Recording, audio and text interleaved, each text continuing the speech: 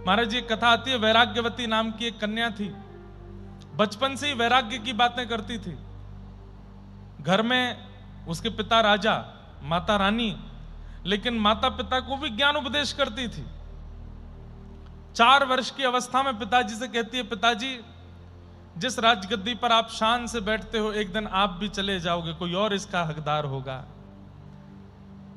पिता बोले, बेटी ऐसी बात क्यों करती है, अपसगुन क्यों बोलते? बोले, सगुन को अपसगुन मान लिया गया, ये सबसे बड़ा दुर्भाग्य है हम लोगों का। हम एक दिन जाएंगे, ये अपसगुन नहीं है, ये तो वास्तविकता है, इसको अपसगुन क्यों कहा? पिता ने घर बना करके बाहर दे दिया, बोले तू महल में मत रहा कर, सबको ऐसी टोकती रहती है। और खुश हो गई, अपने ठाकुर की सेवा करती। बोले बहुत अच्छा है, घर परिवार से दूर एकांत में अपने ठाकुर सेवा में हूं। हे ठाकुर जी, कृपा करके जल्दी मुझे गुरुदेव दे देना, एक मेरे जीवन में गुरुदेव भेज देना। तभी एक चोर आया था नगर में, और वो चोरी करने के लिए उचित स्थान ढूंढ रहा था। वैराग्यवती के घर पहुंचा तो खिड़की से सुन रहा था, वैराग्यवती अपने ठाकुर जी से कह रही थी, अब बस जल्दी कृपा करके गुरुदेव मेरे जीवन में भेज देना। चोर ने सोचा ये बढ़िया समय है, सीधी सादी लग रही है, धोती पहनी, तिलक लगाया, गले में कंठी माला पहनी, और हरिनाम संकीर्तन करते हुए चोर पहुंच गया द्वार पे। अरे बहुत प्यासा हूं, भूखा हूं, कोई जल पिलाएगा, कोई भोजन कराएगा? वैराग्यवती ने देखा संत भेष में कोई आया है। ध्यान से सुनना, बहुत अच्छी कथा है। अरे महाराज जी, घर में पधारी है ना भीतर, मैं आपको कुछ खिलाती हूं, पिलाती हूं। अरे नहीं बेटी, प्यास तो बहुत लगी, भूख तो बहुत लगी, लेकिन मैं खा नहीं सकता। बोले क्यों? मेरा नियम है, मैं दीक्षा दिए हुए शिष्यों के हाथ से ही खाता हूं, उन्हीं के हाथ से ही पान करता हूं। अब मेरे दीक्षित शिष्य तो बहुत दूर रहते हैं, अब मैं भूखा प्यासा यहां पहुंच गया हूं, कैसे करूं, क्या करूं, मुझसे तो रहा नहीं जा रहा। चोर था। तो वैराग्यवती नेत्रों में आंसू भर लाई और अपने ठाकुर की ओर देखने लगी। ठाकुर जी, कितनी जल्दी सुनते हो आप, मैंने अभी कहा कि मुझे सदगुरु दे दो और आपने भेज दिए। तुरंत चरणों में प्रणाम करके बोली, आप मुझे दीक्षा दे दीजिए, मैं आपकी शिष्या हो जाऊंगी, फिर तो मेरे हाथ से जल पी लोगे ना। हाँ ये तो हो सकता है, तो दे दीजिए दीक्षा। कंठी पहना दी, मंत्र बोल दिया, कोई भी नाम बोल दिया भगवान का, लाओ बेटी जल दे दो। जल ले आई। गुरुदेव आप मेरे गुरु हो गए, आज्ञा कीजिए, मैं क्या सेवा करूं? बोले बेटी, हमारे आश्रम का बहुत बड़ा उत्सव होने वाला है, सब शिष्य अपने गुरुदेव के आश्रम में कुछ कुछ संपत्ति भेंट करने के लिए ले चल रहे हैं, तुम्हारे पास जो भी बहुमूल्य हो ले चलो। अब वैराग्यवती थेड़ी, उसने तो महाराज कुछ छोड़ा ही नहीं, सोना चांदी जितना था घर में सब एक जगह भर दिया। चलिए गुरुदेव आपके साथ, बेटी लाओ ये मुझे दे दो, मैं पकड़ लेता हूं। लेके चले गए। वैराग्यवती तो चरणों की ओर देख रही है, अपने गुरुदेव के प्रति पूर्ण निष्ठा, यही मेरे आचार्य, यही मुझे ठाकुर जी से मिलाएंगे। अब चोर सोचे कि यार ये तो पीछे ही पड़ गई है, संगी चली जा रही है सब जगह। अच्छा वैराग्यवती, अब भगवान से मिलने का समय आ गया है। बोले क्या करना पड़ेगा? बोले हम तुम्हें एक पेड़ से बांध देते हैं, और जब तक हम नहीं आवे तब तक इससे बंधी रहना, हम ठाकुर जी को लेके आते हैं। वैराग्यवती बोली जो आज्ञा। बंध गई पेड़ से। 4 दिन निकल गए, चोर तो भाग गया धन लेकर के। वैराग्यवती वहीं खड़ी है बंधी हुई कि मेरे गुरुदेव आ रहे होंगे ठाकुर जी को लेकर के। यहां राजा ने पता करवाया कि बाहर हमारी बेटी रहती है दूसरे घर में, देखो तो कैसी क्या। तो पता चला 4 दिन से तो उसके अते पते नहीं। पूरी सेना ने खोजा, तब जाकर के जंगल में वैराग्यवती मिली। राजा ने कहा बेटी तू यहां बंदी है? बोले पिताजी छूना नहीं, मेरे गुरुदेव बांध के गए मुझे, और आप मत आइए यहाँ पे, आप चले जाओ, वो ठाकुर जी को लेके आ रहे होंगे, अभी मैं दर्शन करके निवृत्त होने वाली हूं। अरे बेटा ये तुझसे किसने कह दिया? कौन गुरु, कहां, क्या क्या हुआ? ये सब कुछ नहीं है। नहीं आप विक्षेप मत डालो, मैं बस ठाकुर जी से मिलूंगी। अब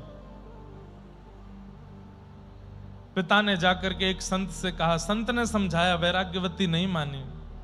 और बड़े संत के पास गए तो एक साधु महात्मा बोले मैं नारद जी को बुला सकता हूं पृथ्वी पर, वो यदि समझा दें तो मान जाएगी। नारद जी आ गए, करताल वीणा लेकर के नारद जी सामने प्रकट हो गए। वैराग्यवती बोली, आप संभवतः भगवत हरिदास वर्य श्री नारद जी हैं? जी, बड़े, ये तो होना ही था। मैंने कथा में सुना है, नारदो देव दर्शन, देव दर्शन से पहले नारद जी का दर्शन होता है। अब ठाकुर जी का दर्शन होने वाला है, इसीलिए आप आए हैं ना? नहीं बेटा, इसलिए तो नहीं आया हूं, बल्कि मैं तुम्हें सच्चाई बताने आया हूं कि जिसको तुमने गुरु मान लिया है वो तो चोर है, वो तो चोर है। वैराग्यवती ने आंख बंद कर ली। नारद जी बोले, क्या हुआ? बोले, मेरे गुरुदेव के प्रति उल्टी सीधी बात बोलने वाला, उनके ऊपर आक्षेप करने वाला, चाहे नारद भी क्यों ना हो, मैं नहीं देखूंगी, चले जाओ आप यहां से। मेरे गुरु के प्रति आप चोर क्यों कह रहे हो? अरे वो चोर ही है। वैराग्यवती बोली, मुझे छूना नहीं, नहीं तो मैं आत्म अग्नि प्रकट करके जल के भस्म हो जाऊंगी और यहां से नहीं जाऊंगी जब तक मेरे गुरु नहीं आएंगे। नारद जी बोले, राजा तुम घबराओ नहीं, हम महादेव को लेके आते हैं, देवादिदेव महादेव आके समझाएंगे, उनकी बात तो मानेगी। साक्षात त्र्यंबकेश्वर भगवान प्रकट हो गए, सामने महादेव खड़े हैं और वैराग्यवती देख रही है, आप संभवतः महादेव हैं। हाँ देवी, बड़ी कृपा। ये तो होना ही था, पहले नारद जी, अब महादेव, अब जल्दी ही बस ठाकुर जी का दर्शन होने ही वाला है, इसीलिए तो आप सब आ रहे हैं। बोले, नहीं बेटा, हम इसलिए नहीं आए, हम तो ये बताने आए हैं कि तुम्हारे गुरु जी जो हैं वो चोर हैं। वैराग्यवती ने फिर नेत्र बंद कर लिए। बोले, मैं महादेव को भी नहीं निहारूं अगर मेरे गुरुदेव की निंदा करेंगे तो। राजा बोले, नारद जी धरे रह गए, महादेव भी कुछ नहीं कर पाए, मेरी बेटी कैसे ठीक हो? महादेव बोले, अब तो रुको, हम नारायण को ही लेके आते हैं। ईगो पे बात आ गई है हमारे। शंख चक्र गदा पद्मधारी गरुण पर बैठ के नारायण प्रकट हो गए सामने, और प्रकट होकर के बोले, वैराग्यवती नेत्र खोलो। नेत्र खोल करके देखा तो साक्षात परमात्मा खड़े हैं। अब तो नतमस्तक हो गई, जय हो जय हो, कृपा हो गई। ये तो मुझे पता था मेरे गुरुदेव की निष्ठा का फल मिलेगा। नहीं, हम तो ये बताने आए हैं कि तुम्हारे गुरु जो हैं वो चोर हैं। बोले, मेरे गुरु यदि चोर हैं, ऐसा कोई भक्त बता दीजिए जिसको दीक्षा के 7 दिन के अंदर नारद जी, महादेव और नारायण तीनों दिखे हो। मुझे दिखे हैं, ये मेरे गुरुदेव की कृपा है। महादेव नारायण ठाकुर जी को देखें, ठाकुर जी नारद जी को देखें, सब संप्रदाय एक तरफ रह गई, सारे गुरु एक तरफ रह गए, चोर भगवान से मिला गया। बताओ, उसको खोज तो लाओ, कहां है? महादेव बोले, मैं जाता हूं। ध्यान लगाया, श्रृंगी भृंगी से पूछा, ढूंढो कहां है? पता चला पास के नगर में चोरी कर रहा था। महादेव पहुंच गए। आधी रात में एक घर में घुस रहा था, तुरंत महादेव त्रिशूल लेकर के, डमरू लेके सामने खड़े दिखे। चोर घबराया, बोले, आप तो महादेव हैं। बोले, तूने अभी अभी किसी वैराग्यवती को दीक्षा दी थी? अच्छा, वो राजा की बेटी? बोले, हाँ। अब उसको तो ऐसे ही मैंने कोई दीक्षा विक्षा, मैं कोई गुरु थोड़ी, मैं तो चोर हूं। वो ऐसे ही नाम दे दिया, ऐसे ही कर दिया। बोले, तेरे ऐसे ही करने से उसमें इतना विश्वास जगा, गुरु पदवी के प्रति बंद ही पड़ी है 7 दिन से, चल वहां पर। जैसे ही चोर को लेकर के पहुंचे, ठाकुर जी खड़े हैं गरुण पर, नारद जी खड़े हैं, महादेव खड़े हैं, सब महाराज खड़े हैं वहां पर, और वैराग्यवती बंदी है। गुरुदेव के आते ही नेत्रों से झरझर आंसू गिरने लगे। मेरे गुरुदेव, आपकी बड़ी कृपा, आपकी बड़ी अनुकंपा, आपकी बड़ी लीला देखिए ना, सब खड़े हैं मेरे सामने, सबके दर्शन हो गए। नाथ, अब बस मुझे कुछ नहीं चाहिए, भगवत दर्शन हो गया, अब तो आप बस अपना चरण मेरे सिर पर पधरा के मुझे मुक्त कर दीजिए। अब चोर भगवान को देखे, भगवान कहें, पैर पधराने का मंत्र आता है तुमको? बोले, हमें तो कुछ नहीं आता।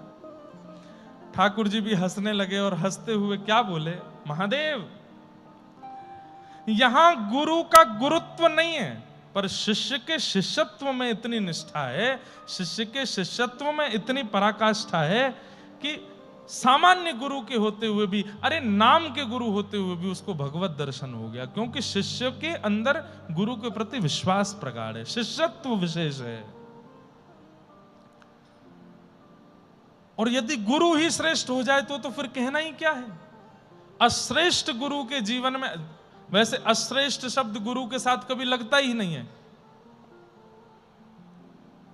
गुरु यदि हैं तो वो श्रेष्ठ ही हैं।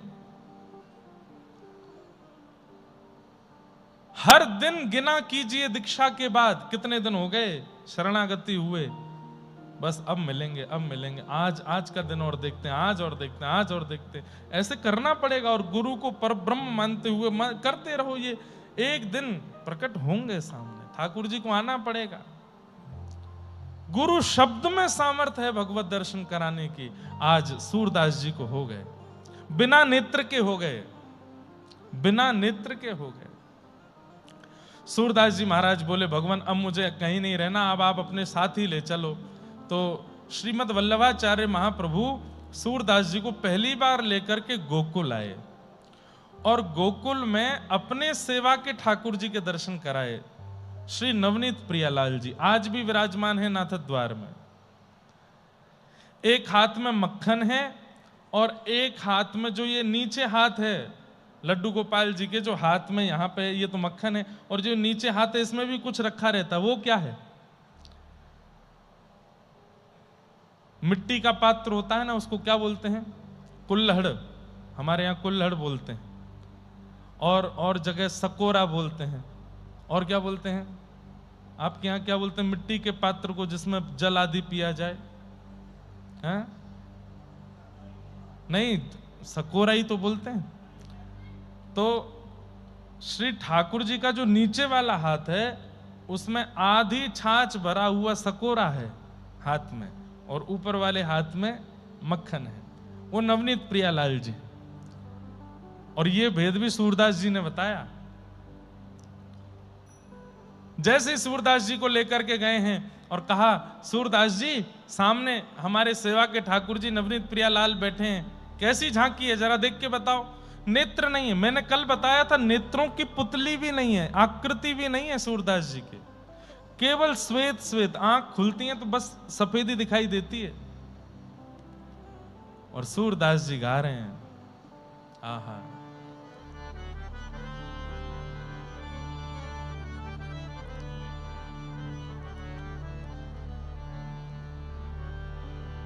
शोभित कर नवनीत लिए, शोभित कर नवनीत लिए। बंधुओं थोड़ी देर के लिए आंखें बंद कर लीजिए, सो मत जाना, हाँ आंखें बंद करो। और सूरदास जी को जो दर्शन हो रहा है वो उनके शब्दों से यहीं बैठे बैठे कीजिए, बस शब्द समझने का प्रयास कीजिए। एक हाथ में ठाकुर जी ने मक्खन लिया है और श्री सूरदास जी उनकी झांकी का वर्णन कर रहे हैं। शोभित कर नवनीत लिए, शोभित कर नवनीत घुटरू न चलाता रेणु तना मंडित, घुटरू न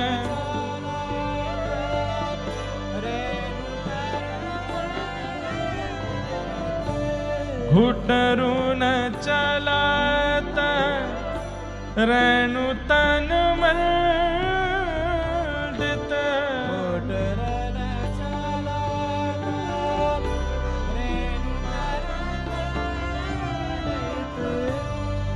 मुख दधिलेप किए, मुख दधिलेप किए। बंधुओं मान लीजिए कि ये नवनीत प्रियालाल जी बैठे हैं, सामने सब दर्शनार्थी खड़े हैं और सूरदास जी विपरीत दिशा में मुंह करके बैठे हैं। नेत्रहीन को क्या पता कि कहां बैठे हैं ठाकुर जी, पूरी दुनिया इधर की तरफ मुंह करके बैठी है, वो दुनिया की तरफ मुंह करके बैठे हैं और गा रहे हैं कि मेरे गुरुदेव के ठाकुर जी कैसे हैं। शोभित कर नवनीत लिए शोभित कर। सब लोग गाओ।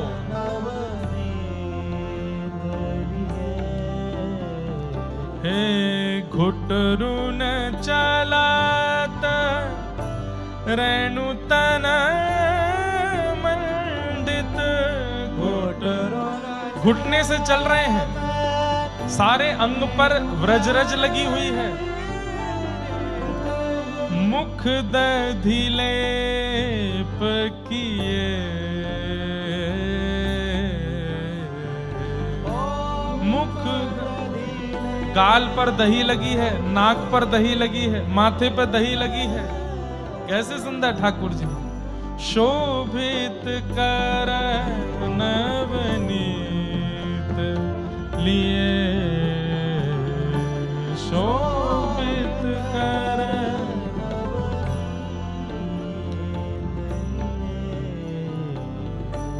चारु कपोल लोल लोचन। चारु कपोल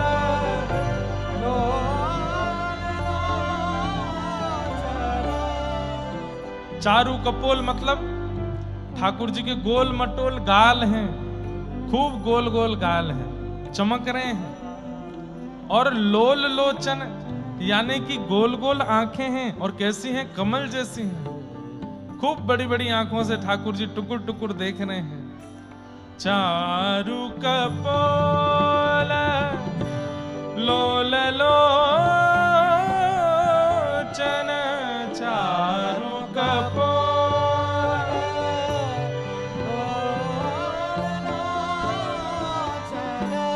गोरोचन के तिलक किए। गोरोचन के तिलक। हमारे महाराज जी 2015 में दास के पूज्य नाना जी, उन्होंने हमको व्यासपीठ पे पूज्य पिताजी, नाना जी और हमारे गुरुदेव सबने मिलके बिठाया। नाना जी होते ना तो यहाँ निश्चित ही रुक जाते, और जैसे मुकुंद काका यहाँ रह करके पूरा पुरुषण हमारे नाना जी भी करते। बहुत अच्छे विद्वान थे, भागवत के व्रज साहित्य के इतने अच्छे विद्वान थे। वे इस पर एक बहुत अच्छी बात कहते थे। बोले लाला, यहाँ पे सूरदास जी कह रहे हैं गो रोचन तिलक किए। गो रोचन जो होता है वो गाय के माथे में होता है अंदर, और कभी कभी गैया के भीतर से गोरोचन निकल के आता है जिसमें इत्र जैसी सुगंधी होती है। लेकिन हमारे पूज्य नाना जी बोले अब गोरोचन समझाना मुश्किल होगा, लेकिन यहाँ जो झांकी बनती है कैसी। अभी थोड़ी देर पहले कह रहे हैं कि दधि मुख लेपत दही मुख पर लगा रखा है, और अब कह रहे हैं कि गोरोचन तिलक किए। तो इसकी झांकी कैसे बनती है? मैंने कहा कैसे बनी नाना जी?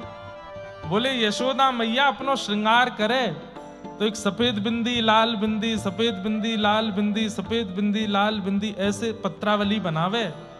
लाला रोज देखे और कन्हैया के मन में आवे जे मैया तो इतनी बढ़िया बिंदी लगावे, मैं कऊ दिना लगाऊंगो। सो आज ठाकुर जी दही हाथ में लेकर के और गौशाला गुटमुन गुटमुन चल के पहुंच गए। तो एक बिंदी तो दही की लगा रहे हैं और एक बिंदी गोबर की लगा रहे हैं, फिर एक बिंदी दही की लगा रहे हैं और एक बिंदी गोबर की लगा रहे हैं। तो दही गोबर दही गोबर दही गोबर ऐसे ठाकुर जी ने अपने हाथ से अपने मुख पर लगाई हैं। अच्छा, 1.25 वर्ष के हैं ठाकुर जी इस लीला में। 1.25 वर्ष का बालक कोई स्पष्ट बिंदी तो नहीं लगा सकता। एक बिंदी यहां लगाते हैं, एक बिंदी यहां लगा ली है, एक बिंदी यहां लगा ली है, एक तो ऐसे गोरोचन का तिलक किया है। अब इसमें आश्चर्य की बात क्या है? बोले क्या नेत्र वालों को ऐसा दर्शन नहीं हो रहा, पर बिना नेत्र वाला सूरदास गा रहा है और वो वहीं देख करके अनुभव करके बता रहा है। गोरोचन के तिलक किए, गोरोचन के तिलक किए, हे शोभित कर नवनीत लिए।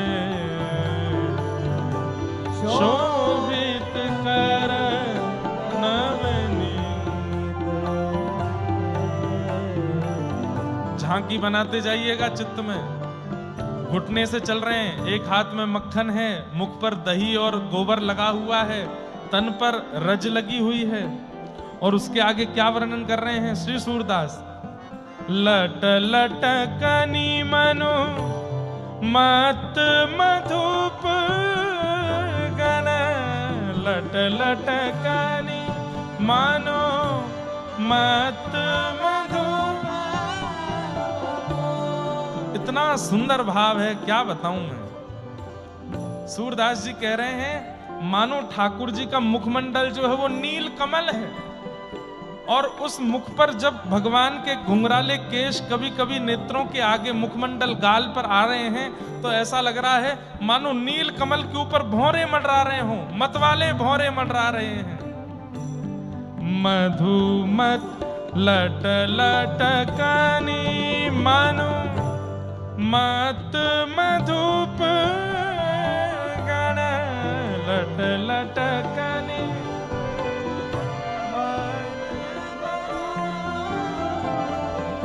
मादक मधु ही पिए,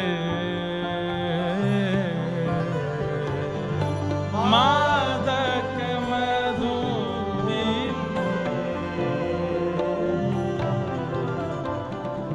बड़े बड़े केश हैं ठाकुर जी के, और बड़े केशों की अधिकतर बेणी चोटी पीछे बनाई जाती है, पर यशोदा मैया लाला की चोटी यहां बनाती हैं, सिर के ऊपर सारे बाल इकट्ठे करके यहां पे चोटी बनाती हैं।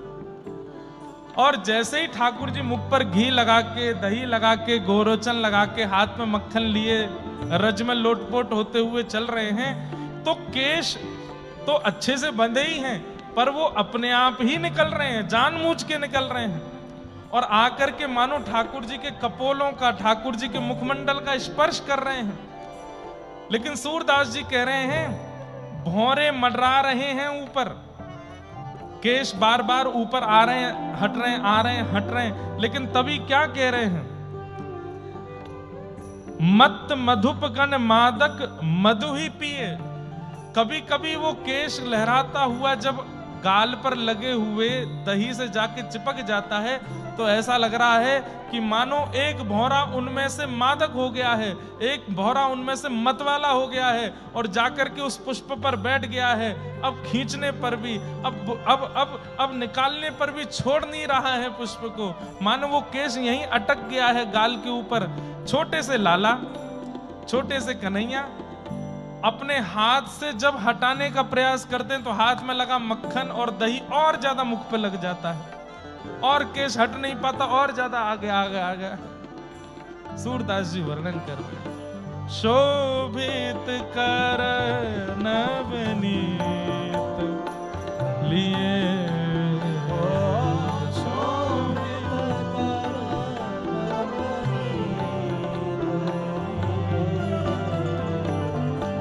कठुला कंठ वज्र के रही नख, कठुला कंठ वज्र के नख, राज तरुचि रहिए, राज तरुचि रहिए। हे धन्य सूर एको पल एह सुख, धन्य सूर एको पल ए सुख, धन्य सूर एको पल यह सुख, धन्य सूर एको पल सुख, सतकल्प चूं जिए, हाँ सतकल्प क्यों जिए, हे शोभित कर नवनीत लिए।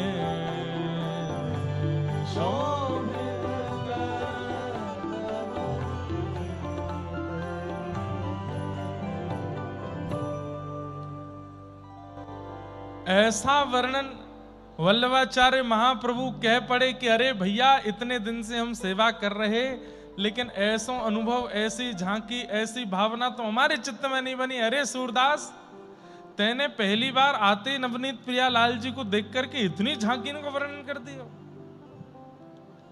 सूरदास जी बोले, सब आपकी कृपा है, मोसो मत कहो, मुझे तो कभी होते ही नहीं थे अनुभव। आपने जब से मुझ पर कृपा करके दीक्षा प्रदान की, तब से ये सब अनुभव हो रहे हैं। नाथ, सब आपकी कृपा है, आपकी कृपा से ही सब हो रहा है। सूरदास जी गोकुल आए, नवनीत प्रियालाल जी का सुंदर दर्शन किया और फिर श्रीमद महाप्रभु इनको गोवर्धन लेकर के गए। और गोवर्धन में जब श्रीनाथ जी का दर्शन किया, एक भुजा ऊपर दूसरी भुजा कटी पर, जैसे श्रीनाथ जी के रूप का दर्शन किया, सूरदास जी तो भाव विह्वल हो गए और देखते रह गए बस उसी झांकी को। और बस अब कह दिया कि अब मैं कहीं और नहीं जाना चाहता, हे गुरुदेव कृपा करो, अब सदा इसी गिरिराज जी की तलेटी में ही रहना है, गोवर्धन में ही रहना है। और तब एक पद और गाया। अब सूरदास जी का चरित्र है तो पद ही पद है, लेकिन मैं गाऊंगा थोड़ी देर बाद में। नाचो बहुत गोपाल, अब मैं नाचो बहुत गोपाल, काम विषय को पहले चोलना, कंठ विषय की माल, अब मैं नाचो बहुत गोपाल। श्रीनाथ जी के चरणों में प्रणाम करते हुए, वंदन करते हुए बोले कि हे श्री जी बाबा, हे श्रीनाथ जी, बहुत नाच लिया अब संसार में, अब कहीं नहीं जाना, अब आप अपनी चरण शरण रखिए, अब मुझे और कहीं मत जाने दीजिए। श्रीनाथ जी की शरण में रहने लगे श्री सूरदास जी। महाप्रभु जी तो यात्राओं पर निकल गए। फिर महाप्रभु जी के पुत्र हुए श्री विठलनाथ जी।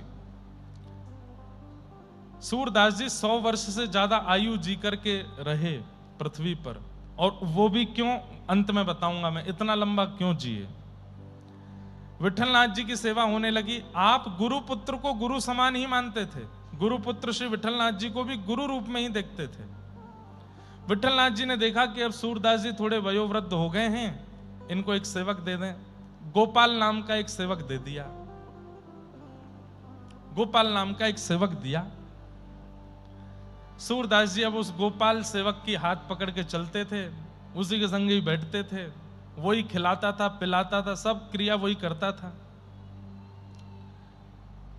एक दिन की बात, श्री सूरदास जी भोजन कर रहे थे और गोपाल आकर के थाली लगा जाता और हाथ पकड़ करके स्पर्श करा देता, यहाँ रोटी है, ये सब्जी है, ये कढ़ी है, ये पकौड़ी है, ये मिष्ठान है, ऐसा सब बता देता।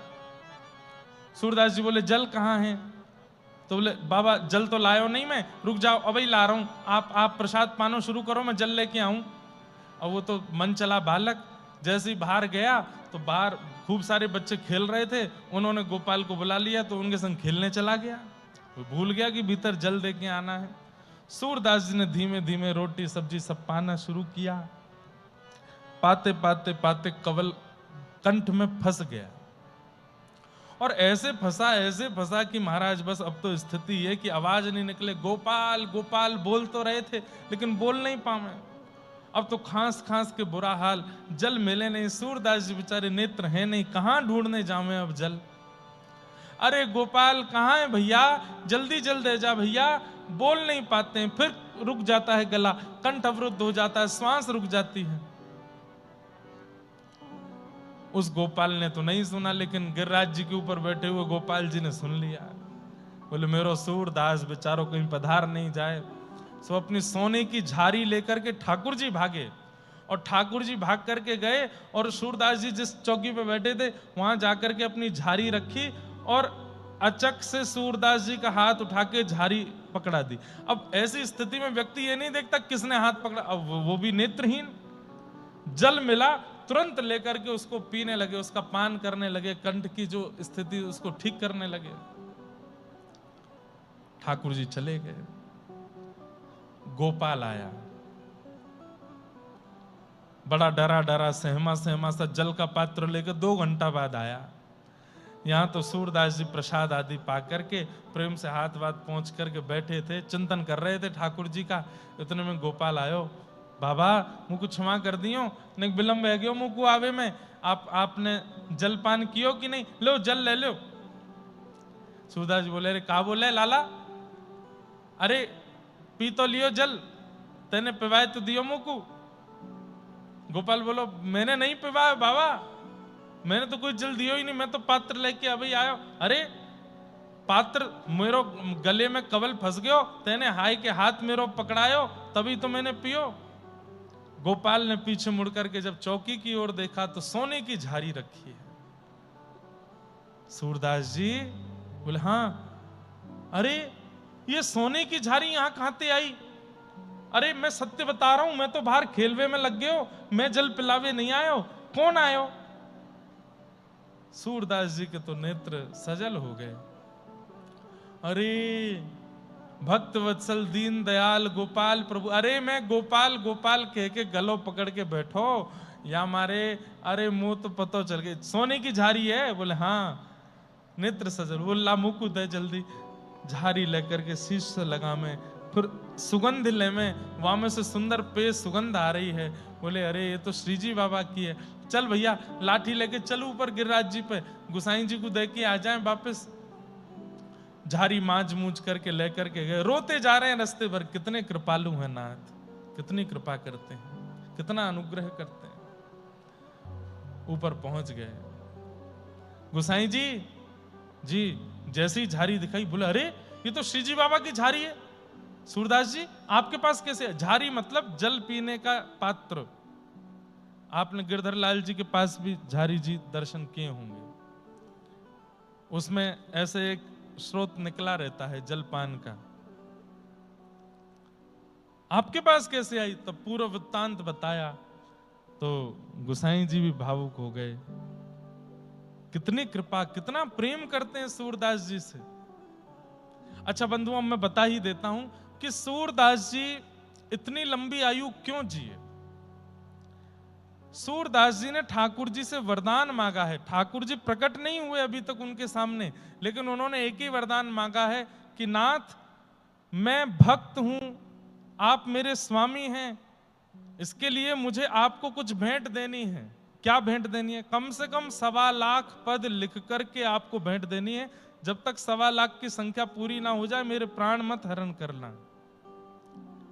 सूरदास जी नित्य पद रचना करते हैं, इसलिए ठाकुर जी हर स्थिति में उनकी रक्षा करते हैं ताकि उनकी जो मन की भाव है वो पूरे हों। बड़ी कृपा, रोते रहे मंदिर में ठाड़े ठाड़े। कितनी कृपा करते हो नाथ, कितने दयालु हो आप। कुटिया आए थे मेरी, मुंह को जल पिवाए के चले गए। नेक यासों ज्यादा कृपा काऊ दिना मुंह पे कर दियो नाथ, तो बड़ भाग मानूंगा अपने। अब तो ठाकुर जी को इतने प्रिय लग गए सूरदास जी। सूरदास जी अपनी कुटिया में बैठ करके गाते हैं और ठाकुर जी नित्य सुनने के लिए जाते हैं। ऐसे जाते हैं कि सूरदास जी को पता ना चले। एक बार सूरदास जी बहुत सुंदर एक पद गा रहे थे, तेरो मुख नीको की मेरो राधे प्यारी। क्या भाव है। ठाकुर जी दर्पण हाथ में लेकर के बैठे हैं और श्री प्रिया जी से कह रहे हैं कि हे प्रिया जी, या दर्पण में देख के न बताओ तो मैं सुंदर हूं कि आप ज्यादा सुंदर हो।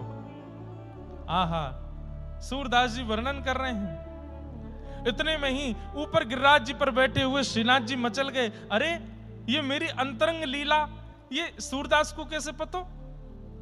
मैं श्री जी के संग कहां लीला करूं, ये सूरदास को कैसे पता? दोपहर 12-1 बजे का समय, राजभोग आरती के बाद मंदिर बंद हुआ था। तुरंत श्रीनाथ जी खिड़की से निकल के जाने लगे। किशोरी जी प्रकट हो गई, कहां जा रहे हो? ठाकुर जी बोले कहीं नहीं, बस यहीं जा रहा हूं पास में। वो सांची बताओ कहां जा रहे हो? अरे एक अपने सखा के पास जा रहा हूं। अकेले जा रहे हो? और मैंने देखा है तुम रोज दोपहर में चले जाओ 12-1 बजे। गुसाई जी से शिकायत करूंगी तुम्हारी, रोज चले जा मैं। अरे नहीं गुसाई जी तो कछु मत कही हो, एक शर्त पे। बोले का मोए भी लेके चलो। नहीं नहीं, नहीं आप मत चलो। क्यों? अरे श्यामाजू आप बहुत निर्मल हृदय की हैं, आप बहुत दयावंत स्वभाव वाली हैं, बहुत जल्दी कृपा करुणा करने लगे। और इतनी जल्दी करुणा करनी नहीं है, इतनी जल्दी कृपा करनी नहीं है, मैं अपने आप देख लूंगा, आप यहीं रहो। तो ठीक है आप जाओ, मैं गुसाई जी से कह दूंगी कि आप तो कपाट बंद करके जामे, तुम्हारो लाड़ लो खिड़की में तो भाग जाए। ठाकुर जी कलिकाल में बंधुओं अपने अर्चक से डरते हैं। डरते हैं मतलब इसका सेंस ये है कि इतना प्रेम करते हैं कि उसके आज्ञा के बिना कुछ नहीं करते। हम अपने सेवा के ठाकुर जी को बाहर ले जाना चाहें तो ही वो जाएंगे, उनकी इच्छा हो जाए तो नहीं जाएंगे। हम अपने सेवा के ठाकुर जी को आम पवाना चाहें तो मेरी इच्छा होगी तो ही ठाकुर जी पाएंगे, नहीं तो नहीं पाएंगे। मैं अपने ठाकुर जी को नीले वस्त्र, हरे वस्त्र, जो मैं चाहूं वही पहनेंगे, अपनी इच्छा से नहीं पहनेंगे। इसलिए कलिकाल में बंधुओं कम से कम ठाकुर जी जितना प्रेम आपको देते हैं उतना उनको दो। वो स्वेच्छा से कुछ नहीं करते, सब आपकी इच्छा से करेंगे। ऐसे ही आप भी उनकी इच्छा से रहना शुरू करो। एक और बहुत सुंदर पद याद आ गया है सूरदास जी का ही। जैसे राखो तैसे रहूं, जैसे राखो तैसे रहूं। गाइए। जैसे राखो तैसे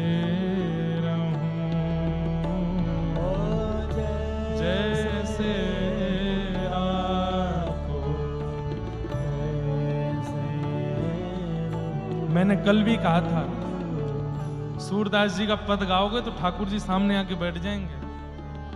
अष्ट सखाओं की वार्ता में अभी 7 सखा और हैं, पर सूरदास जी की वाणी की बात ही अलग है। इसलिए हमारी प्रार्थना गाइए, सुनकर के गाइए। जैसे राखो तैसे रहूं, जैसे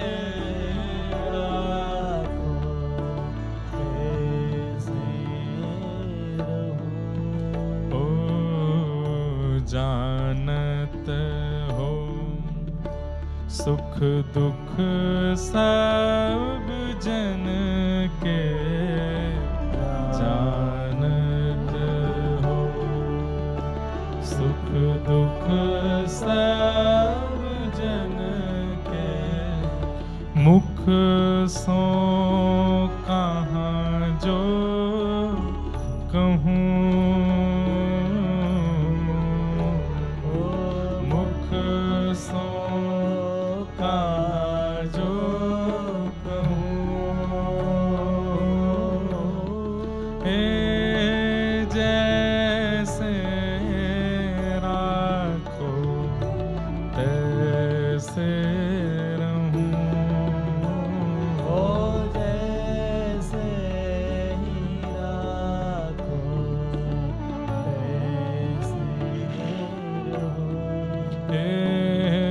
कबहु भोजन देहो कृपा कर, कबहु भोजन देहो कृपा कर, कबहु भोजन देहो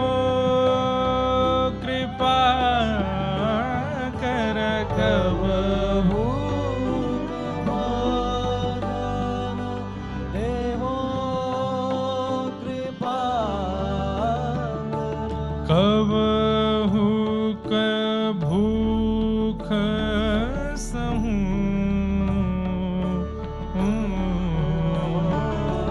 कबहु भूख सहूं, कब हो कतुरंग चढ़ूं महागज, कब हो कतुरंग चढ़ूं महागज, कब हो भार बहूं, कब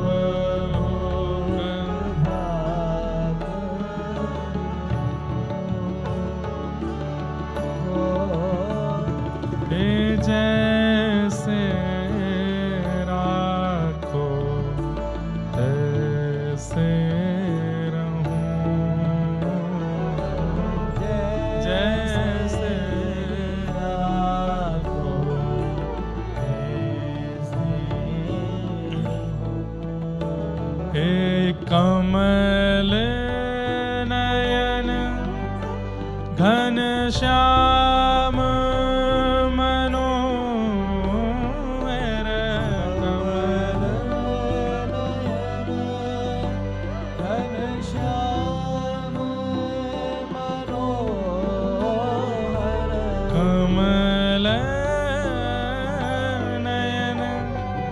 घनश्याम मनोहर, कमल घनश्याम मनोहर, अनुचर भयो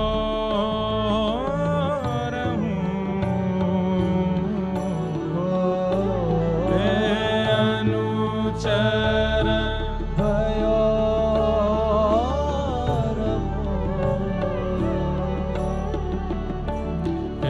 सूरदास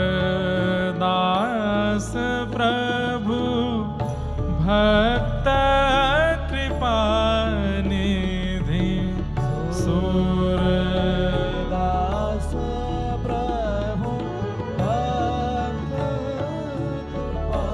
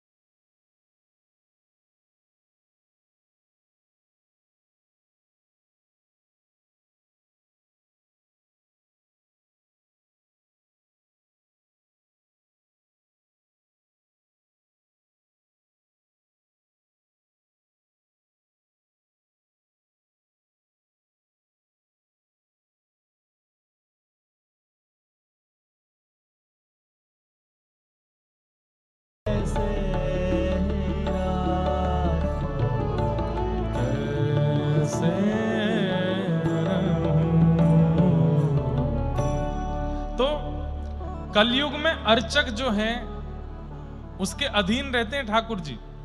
वो पीला पहनाएगा तो पहनेंगे, वो कढ़ी खिलाएगा तो खाएंगे, वो रसगुल्ला खिलाएगा तो खाएंगे, अपनी इच्छा से कुछ नहीं करते। श्रीनाथ जी कहने लगे, हे श्री जी, मैं खिड़की से लांग के कहीं जा रहा हूं, आप गुसाई जी को ये मत बताइए।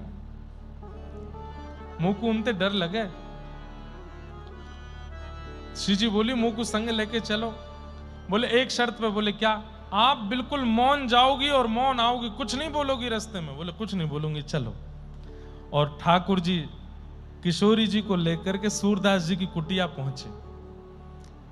चुपचाप बैठ करके सूरदास जी एक पद गा रहे थे और धीमे से खिड़की खोल करके धीमे से ठाकुर जी और श्री जी को लेके भीतर आए और एक कोने में आकर के बैठ गए।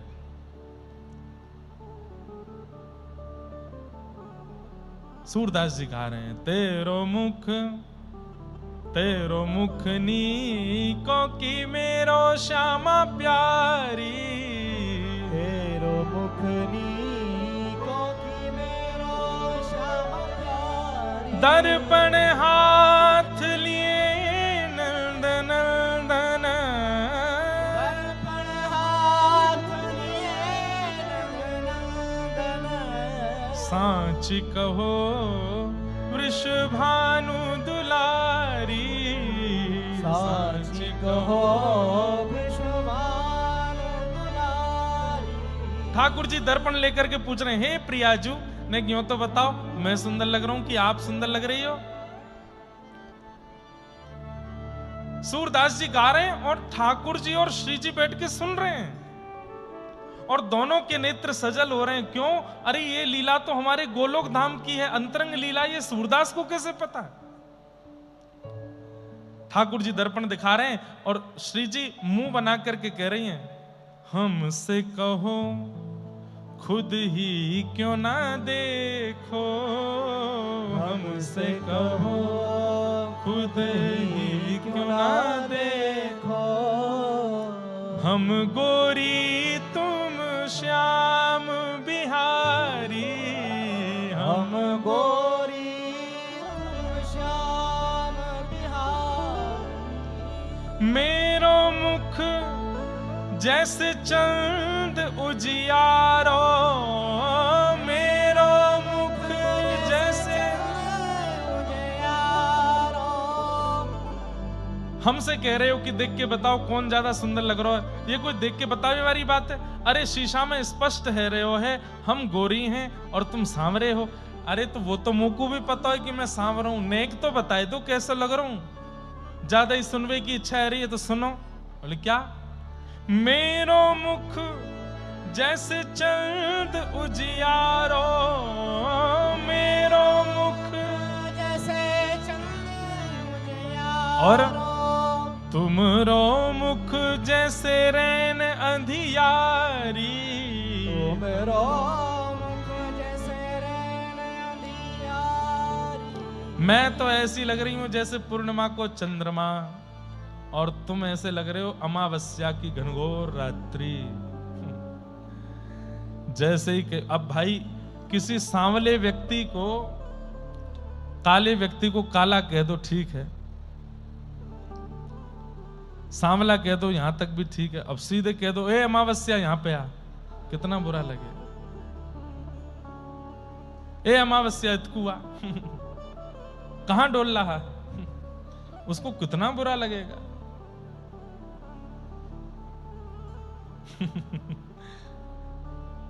ठाकुर जी तो इतना बुरा मान गए, शीशा वीशा छोड़ के मुंह फुला के बैठ गए। बोले श्री जी ये भी कोई बात है, कारो कह दो, सांवरो कह दो, कोई और बात। कोई अमावस्या बोलता है क्या? आप अमावस्या बोल रही हो हमको। जैसे ही ठाकुर जी मान करके बैठे हैं, सूरदास जी गा रहे हैं, प्रिया प्रियतम सुन रहे हैं। ये सब दिमाग में रखिए भाव। बंधुओं देखो, जो विषय यहां लिया गया है ना, ये सुनने का विषय नहीं है, ये अनुभव का विषय है। और अनुभव ऐसे नहीं होगा, चिंतन करना पड़ेगा आपको उसी स्थिति का। अब ठाकुर जी मान करके बैठे हैं और श्री प्रिया जी उनको मना रही हैं, श्री जी उनको मना रही हैं। कैसे मना रही हैं? अरे आप तो रूठ के बैठ गए, रहने दो मोते, बात मत करो, चली जाओ और जाओ। इतने सारे गोरे गोप हैं, गोरे गोरे सबरे ग्वाला हैं, उनमें से कोई पसंद कर लो। मैं तो कारो हूं, ऐसे बैठूंगा किनारे पे ही, और ये कारी जमुना के पास ही, मैं हूं कारो जे कारी, हम दोनों यहीं बैठे रहेंगे, आप जाओ यहां से। अब श्री जी मना रही हैं, क्या कह रही हैं? अरे नेक मेरी बात तो सुनो। बोले कहा बात है? तेरो नयन में मोटो मोटो कजरा, तेरो नयन में मोटो मोटो कजरा। अरे देखो तो कैसो यशोदा मैया ने मोटो मोटो काजल लगाए के भेजो है। ठाकुर जी बोले ले अब ही जगन्नाथ बन जाऊंगा, मीड़ करके पूरा काजल फैला लियो।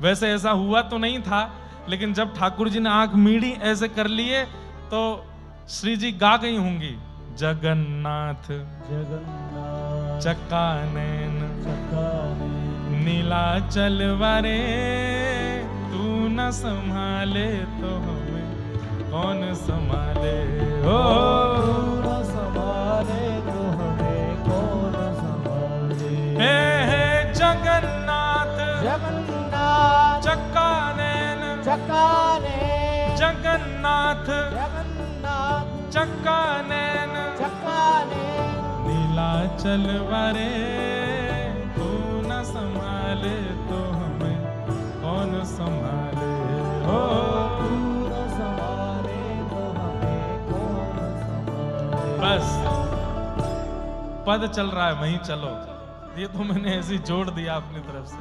ठाकुर जी बोले मोटो मोटो काजल लो फैला लियो मैंने और कारो हैगो में, अब बताओ। अरे श्याम सुंदर आप इतना ज्यादा मान कर रहे हो, मैं तो एक बात बता रही हूं ना, सुनो तो।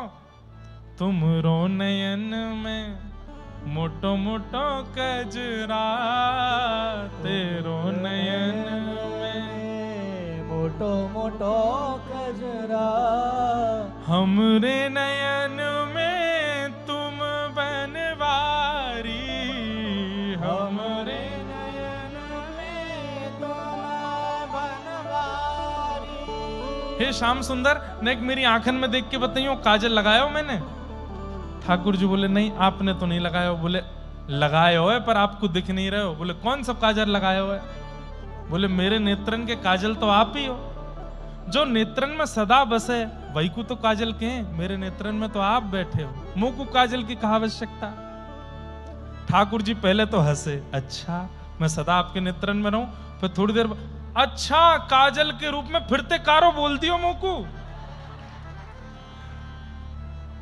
श्री जी बोली नहीं नहीं नहीं ऐसी बात नहीं, आप इतना बुरा नहीं मानो। तुम तो नख पे गिरिवर धारो, नख पे गिरिवर धारो।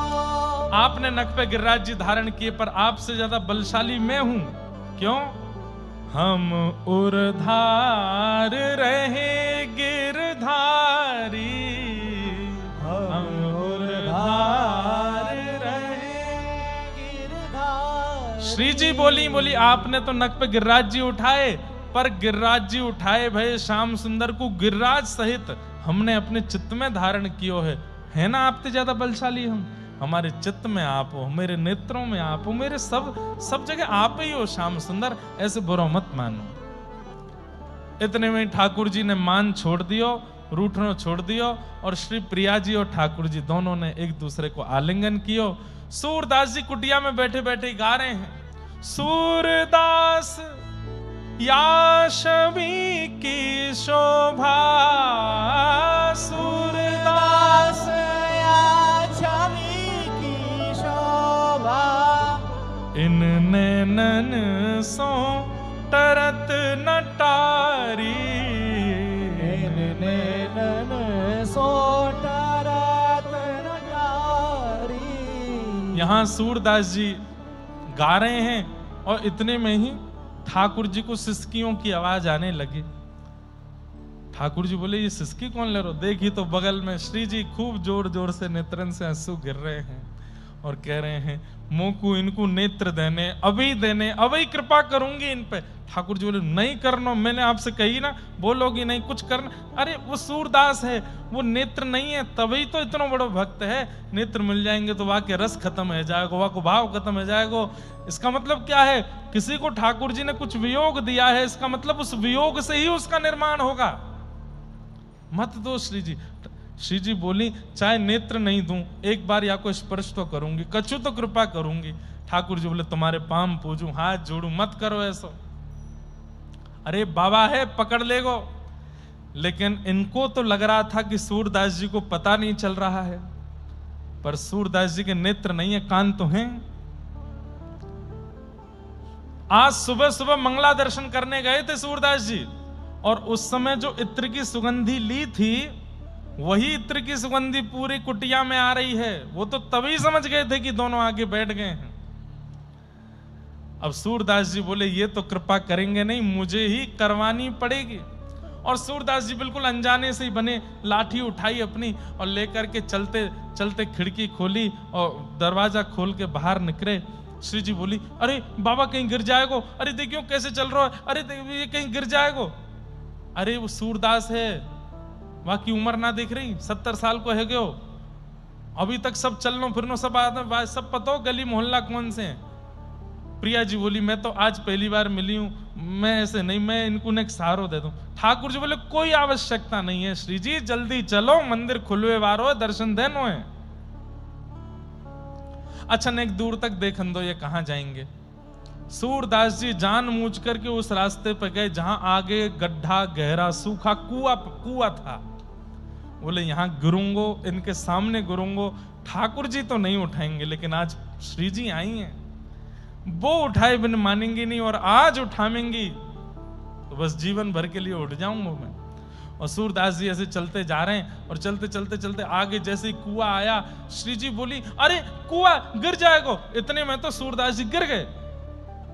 अब तो श्री जी बोली, मैं मंदिर नहीं जाऊंगी, जब तक इनको बाहर नहीं निकाल लेंगे मैं नहीं जाऊंगी। ठाकुर जी बोले, चलो। ऊपर कुआं के ऊपर से ठाकुर जी झांक रहे हैं, कैसे निर्दयी हो आप, हैं ये बेचारो आंधरो यहाँ पे पड़ो है, या को निकाल के नहीं जाओ, निकालो चलो। अब कैसे निकारूं? बोले इतनी बड़ी कारी कमरी ओढ़ रखी है, या को नीचे डारो। बोले इतनी लंबी ना है। बोले लो मेरी चुनरी बांध दो यहाँ में। तो ठाकुर जी की काली कमरी, किशोरी जी की चुनरी, और नीचे डारी रस्सी बन गई, और ऊपर से ठाकुर जी बोले, बाबा आहा, कानों में जैसे स्वर गया। सूरदास जी गिरे हैं, चोट लगी है, पर दर्द नहीं हो रहा है। आहा, श्याम सुंदर बोल रहे हैं। बोले ये नाटक कर रहे हैं तो मैं भी नाटक करूं? सूरदास जी बोले, हाँ भैया लाला, कौन है? अरे बाबा यहीं पास के गांव को हूं, आप गिर गए हो जा कुआं में, मैंने अपनो पटका डारो है, या को पकड़ के ऊपर को आए जाओ। अच्छा भैया पकड़ तो मैं लूंगो, लेकिन मुंह पे चढ़ो ना जाएगो, मैं पकड़ लूंगा, तुम खींच लो ऊपर। कुआं था तो कुएं में जो रस्सी डालने का वो होता है, उससे ठाकुर जी ने डाला था, तो नीचे गया, जैसे ही पकड़ा, एक बार और सुगंधी ली, वही इत्र की सुगंधी है, श्रीनाथ जी के पटके की सुगंधी है। समझ गए, बोले श्याम सुंदर है, बस एक बार पकड़ में आ जाए। सूरदास जी ने पकड़ लियो। अब यहां ठाकुर जी खींचे तो ठाकुर जी से खींचे नहीं। अब देख कैसी लीला, जगत नियंता जगदाता, उनसे नहीं खींचेंगे सूरदास, लेकिन ये भी लीला कर रहे हैं। श्री जी से बोले, हे श्री जी खड़ी खड़ी कहां देख रही हो, चलो मेरी कमर आप पकड़ो, मैंने ये पटका पकड़ो, आप मुंह को खींचो, मैं आप पटका को खींचूंगा, या सूरदास को बाहर निकालें। अब श्री जी ठाकुर जी को खींच रही हैं, ठाकुर जी पटका खींच रहे हैं, और धीमे धीमे धीमे सूरदास को बाहर ला रहे हैं। सूरदास जी बीच बीच में रो जाते हैं, भावुक हो रहे हैं। जय हो कृपानाथ, बड़ी कृपा, बड़ी कृपा। जैसे ही सूरदास जी बाहर आए, बाहर आकर के वो बीच के मार्ग से बस नीचे कूदना था। ठाकुर जी बोले, सूरदास जी ने पटका पकड़ रखा है, ठाकुर जी बोले, हाँ बाबा अब कूद जाओ, पटका दे दो मुझे। ठाकुर जी की आवाज जहां से आ रही थी, सूरदास जी ने उसी दिशा में जोर से छलांग मारी, और ऐसे छलांग मारी पकड़ने की भावना से कि पकड़ में आ जाए। तो ठाकुर जी तो किनारे हट गए, श्री जी के चरणन में जाके गिरे, और दोनों चरण ऐसे पकड़ लिए सूरदास जी ने, और पकड़ करके कस के पकड़ लिए बिल्कुल।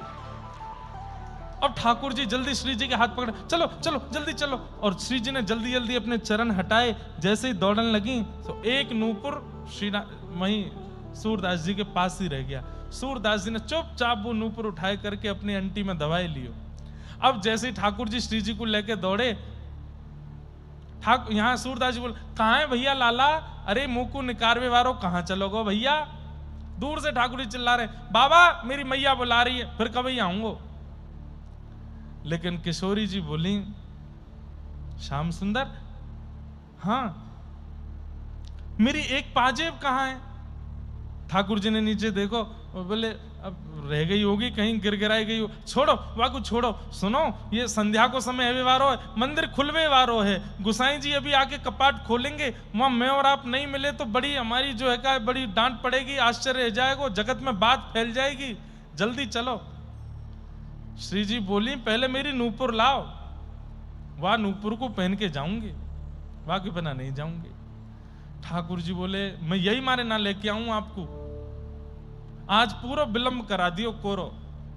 अब अनूपरे ढूंढे, सब जगह ढूंढते ढूंढते ठाकुर जी गए तो सूरदास जी बैठे हैं चुपचाप। ठाकुर जी बोले बाबा, हाँ भैया लाला, अरे मैं वही हूं आपको निकाल के गयो का। अच्छा क्या बात है लाला? बोले मेरी सहेली आई संग में, वह सहेली को एक नूपुर गिर गए, आपने देखो? अरे लाला मैं तो सूरदास हूं, नेत्र ही ना है मेरे, मैं कहां से दिख सकूं? बाबा ए बताए दो तुम्हारे ने कछु नजर में पड़ो हो? तो बोले नजर है ही ना लाला, कहां से पड़ेगो? ठाकुर जी ने तभी देखा तो अंटी में से थोड़ा सा नूपुर निकल रहा था। बोले बाबा ये तुम्हारी अंटी में लगो तो है, यही तो है नूपुर। अच्छा ये? बोले हाँ, ये तो अभी मुंह को जो निकारवे आए उनकी सखी को है। तो बोले बाबा मैं वही तो हूं। बोले मैं कैसे मानूं तुम वही हो? अभी मैं तुम्हें दे दूं और फिर बाकी बात फिर कोई छोरा आयो आके बोलो मैंने तुम निकारे मेरी सखी को नूपुर गिर को दो, मैं तो कहूंगा कि मैं तो दे दियो। बोले अरे तुमने कोई और को दे दियो, वो तो मेरी सखी को है। मैं कैसे जानूं कि तुम्हारी सखी है? कैसे जानोगे? बोले एक नूपुर तुम्हारे पास है, एक नूपुर मेरे पास है, एक की पहचान करा दो, दूसरा ले जाओ। वह सखी को लेके आओ और बातें कहो, अपनो एक नूपुर की पहचान मुंह को करा दे, मैं दूसरा दे दूंगा। किशोरी जी गई, बाबा दूर से सुन लो नूपुर की आवाज और आवाज से आवाज मिला लो। सूरदास जी बोले मेरे कान कमजोर हैं, आके स्पर्श करा दो, स्पर्श कर लूंगा तो पता कर लूंगा यही है, तो पहना दूंगा। किशोरी जी गई और जैसे ही जाए करके अपने पैर को स्पर्श करायो, सूरदास जी ने दूसरे पैर में नूपुर पहनाना शुरू किया। ठाकुर जी कान में बोले नूपुर पहनते ही भाग लियो, ये बाबा पकड़ लेगो। श्री जी बोली हाँ ठीक है। जैसे ही नूपुर पहनाया, श्री जी जैसे ही दौड़ने लगी, सूरदास जी ने फिर से दोनों चरण पकड़ लिए। बोले आज नहीं छोड़ूंगा, बिल्कुल नहीं छोड़ूंगा। अरे लाला तू को जावे की जल्दी, तू चलो जा, श्री जी को नहीं छोड़ूंगा। अरे बाबा इनको तो छोड़ना पड़ेगा। बोले एक शर्त पे छोड़ूंगा। बोले कैसे? मुंह को दर्शन दो दोनों, आज मुंह को प्रत्यक्ष दर्शन दो तो ही जान दूंगा, नहीं तो नहीं जान दूंगा। ठाकुर जी और श्री जी दोनों सामने थाड़े हैं। सूरदास जी के नेत्रों पर भगवान ने हाथ फेर दिए। सूरदास दर्शन करो। और जैसे ही सूरदास जी ने आज इतने वर्षों के पश्चात पहली बार नेत्र खोले, और पहली बार नेत्र खोलते ही श्याम वर्ण श्री मुरली मनोहर, गौर वर्ण श्री राधिका रानी दोनों युगल सरकार सामने खड़े हैं और प्रेम पुलकित नेत्रों से श्री सूरदास जी उनका मधुर दर्शन कर रहे हैं। बोलो भक्त वत्सल भगवान की।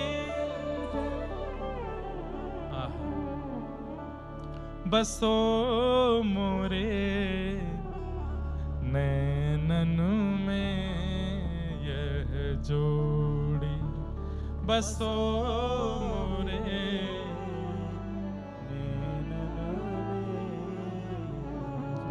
नव दुल्हे ब्रजराज सांवरो, नव दुल्हे ब्रजराज सांवरो, दुल्हन राधा गोरी,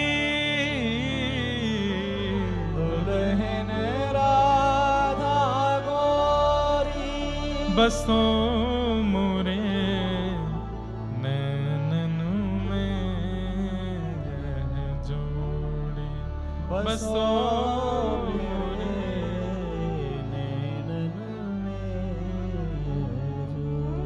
हित हरि वंश करीन्यो छावर, हित हरि वंश करीन्यो छावर, चिरजीवो यह जोड़ी, चिरजीवो यह जोड़ी, बसो मोरे नैनन में यह जोड़ी, बसो मोरे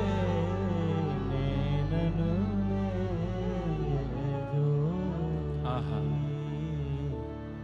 प्रेम से दोनों का दर्शन किया, खूब उमड़ घुमड़ के दर्शन किए, खूब रोए चरणों से लिपट लिपट के, और अंत में खूब नैन भर के निहार के नेत्र बंद कर लिए और ठाकुर जी से कहा, अब मुझे पुनः नेत्रहीन कर दो, फिर से अंधा कर दीजिए। अरे सूरदास कहाँ मांग रहे हो है? बोले यही चाहिए, अब आपको देख लिया, अब और किसी को नहीं देखना है, अब आप तो दिख करके चले जाओगे, अब मैं दुनिया देखता रहूंगा, इसमें मेरी रुचि नहीं है, आप दिख गए बस, अब और कुछ नहीं दिखना है, बस पुनः अंधा कर दो। और ठाकुर जी की कृपा, सूरदास जी को दर्शन हुए, पुनः सूरदास वैसे ही हो गए जैसे हैं। ऐसे सूरदास जी पर ठाकुर जी की अहितु की कृपा हुई, अद्भुत कृपा हुई।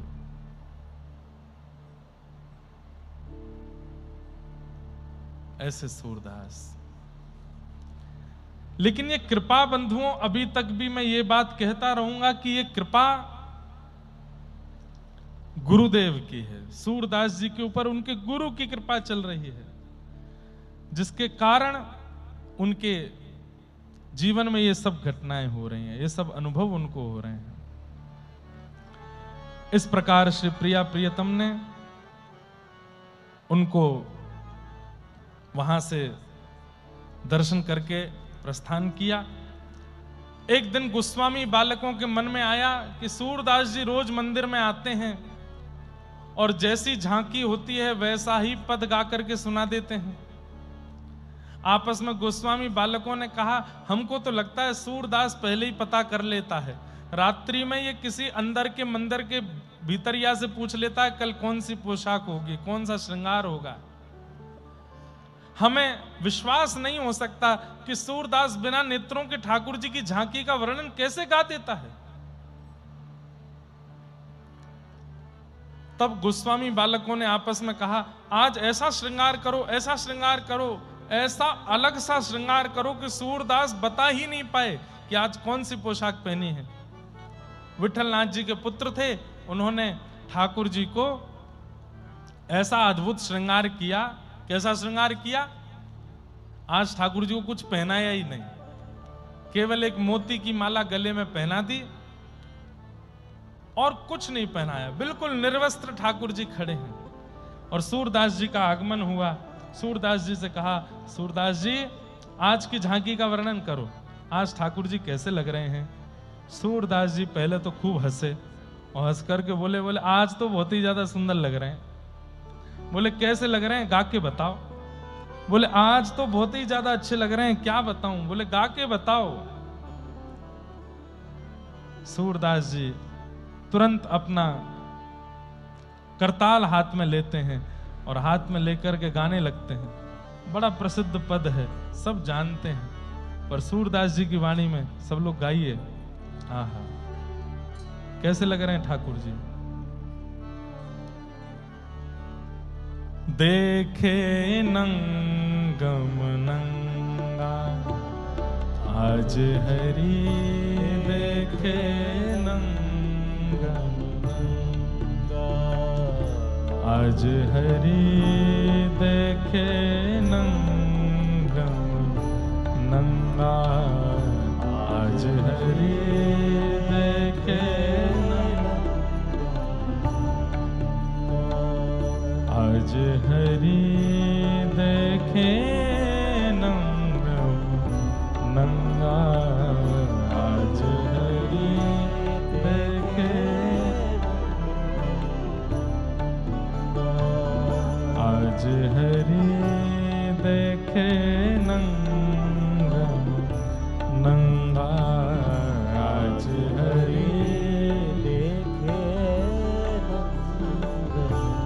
जल सुत भूषण अंग विराजे, जल सुत भूषण अंग विराजे, जल सुत भूषण अंग विराजत, जल सुत भूषण अंग विराजत, बसनहीन छवि उठत तरंगा, बसनहीन छवि उठत तरंगा। सूरदास जी क्या कह रहे हैं? जल सुत भूषण अंग विराजे। जल सुत किसको कहते हैं? जल सुत कहते हैं कमल को, और जल सुत कहते हैं मोती को। जल सुत, सुत यानी कि बेटा, जल से जिसका जन्म हो, कौन है वो? मोती। मोतियों की माला गले में पहनी। अब देखो ये सूरदास जी का कवित्व है। मोतिन माल गले उर साजे, ऐसा भी गाया जाता है, लेकिन मूल पद में सूरदास जी क्या कह रहे हैं? जल सुत भूषण अंग विराजे, जल सुत भूषण अंग विराजे। मोतियों की माला पहनी है, और ये कटी का भाग मोती की माला से ही ढक रहा है, नीचे कुछ पहना नहीं है ठाकुर जी ने, बिल्कुल निर्वस्त्र हैं आज। मोतीन की ही माला है, मोतीन के ही बाजूबंद, मोती के कड़ूला, मोती की ही कौंधनी है, मोती के ही पांव में नूपुर है, सब कुछ मोती का धारण किया है। बसनहीन छवि उठत तरंगा, बसनहीन छवि उठत तरंगा। आज हरि देखे नंगम नंगा, आज हरि देखे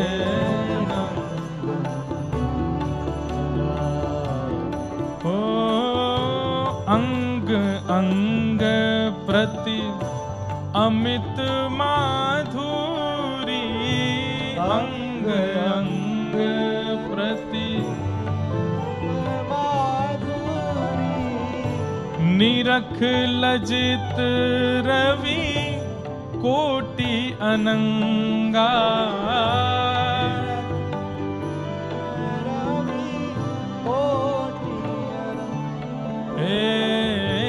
निरख लजित रवि कोटि अनंगा।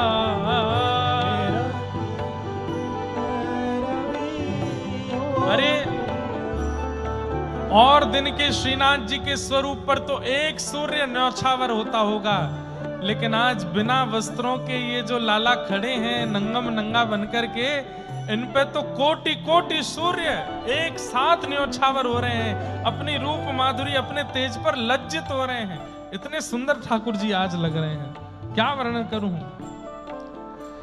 जैसे ही सूरदास जी गा रहे थे, बंधुओं बहुत ध्यान से सुनिएगा, सूरदास जी ने जैसे ही गाया आज हरि देखे नंगम नंगा, तो जितने लोग दर्शन कर रहे थे सब दर्शन करना भूल गए, सूरदास जी की तरफ देखने लगे। ये कैसे बता देते हैं, इनको कैसे पता चल जाता है कि ठाकुर जी ने क्या पहना क्या नहीं पहना।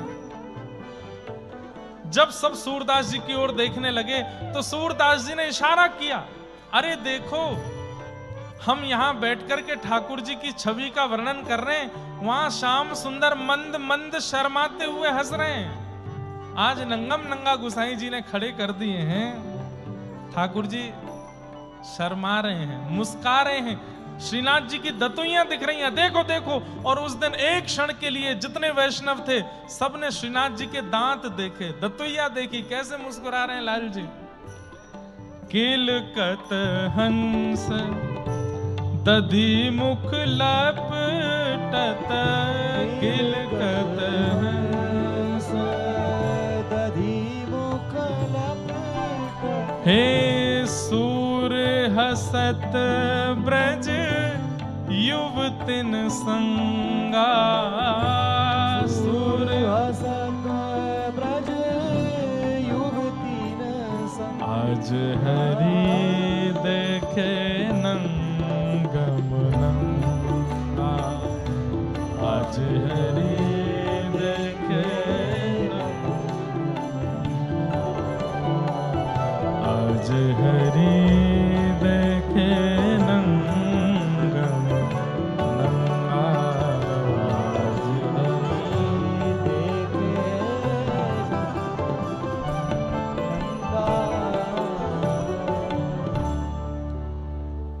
सब गोस्वामियों ने और जितने भी वैष्णव थे सबने सूरदास जी की जय जयकार करी। भैया सूरदास आप सामान्य नहीं हैं, आप तो ठाकुर जी के ही चुने। सूरदास जी सबके आगे हाथ जोड़ते, मेरे गुरुदेव की कृपा। मैं कहां सूर स्वामी बना घूमा फिर रहा था, मुझे दास बनाने वाले तो मेरे गुरुदेव हैं जो ये सब अनुभव कराते हैं। ठाकुर जी के मधुर दर्शन किए। सूरदास जी की ख्याति इतनी ज्यादा होने लगी कि दिल्ली के बादशाह अकबर तक ख्याति पहुंच गई। और ख्याति कैसे पहुंची? यही पद और यही वार्ता तानसेन ने एक दिन अकबर को सुनाई कि एक बार ठाकुर जी निर्वस्त्र हमारे मंदिर में खड़े थे और सूरदास जी ने जाके ये पद गा दिया। तानसेन रिजवार तो था।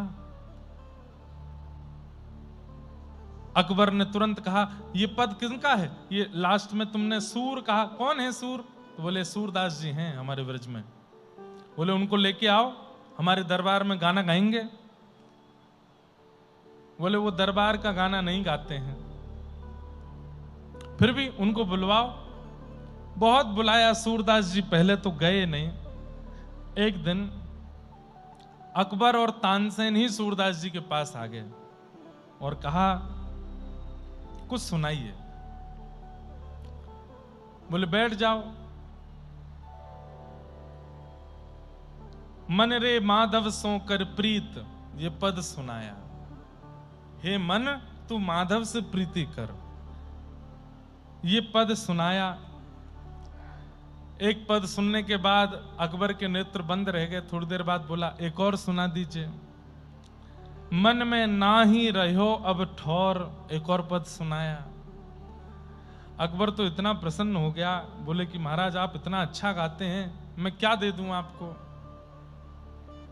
बोले बस यही दे दो कि बस दोबारा हमारे सामने मत आना, ये दे दो। हम जिनको रिझाने के लिए गाते हैं बस वही हमसे प्रसन्न रहें और कुछ नहीं चाहिए। लेकिन एक घटना घटी बंधुओं, बहुत ध्यान से सुनिएगा।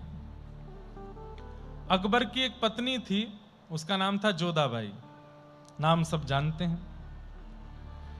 जोधाबाई नित्य यमुना जी जाया करती थी दीपदान करने के लिए दिल्ली में। कृष्ण भक्त थी जोधा। एक दिन जोधाबाई जब यमुना प्रणाम करने के लिए गए तो यमुना जी के तट पर कपड़े में लिपटी हुई एक छोटी सी बालिका जोधाबाई को मिली और उसका रूप देख करके उसका इतना सुंदर भाव देख करके उस छोटी सी बालिका को जोधाबाई ले आई और ला करके अपने यहां रखा। 12-13 वर्षों तक अकबर को पता नहीं चलने दिया कि वो किसी बालिका का लालन पालन कर रही है। क्यों? मुगल शासक है, स्त्री और कन्या ये सब सुरक्षित नहीं रहती थी मुगलों के समय पर। जोधाबाई जानती है कि अगर पता चल गया कि मेरे पास ये छोटी सी पुत्री है, ये धीरे धीरे बड़ी होगी, राजा इससे भी निकाह कर लेगा, ये बादशाह ऐसा है, पर मैं इसको ऐसा नहीं होने दूंगी, इसको प्रेम से रखूंगी अपने पास। और जोधाबाई उसको अपने साथ रखती थी, ठाकुर जी की भक्ति करती, ठाकुर जी का भजन करती और ठाकुर जी का श्रृंगार करती, तो वो बालिका संग में रहती। और जब जब अकबर आता था तब तब पहले योजना बना के उसको कहीं भेज दे। वो इतना व्यस्त रहता था, उसकी अनेक पत्नियां थी, तो जोधाबाई को ज्यादा दिक्कत हुई नहीं। एक दिन जोधाबाई बड़ी उदास बैठी थी, तो इनकी पुत्री ने पूछा,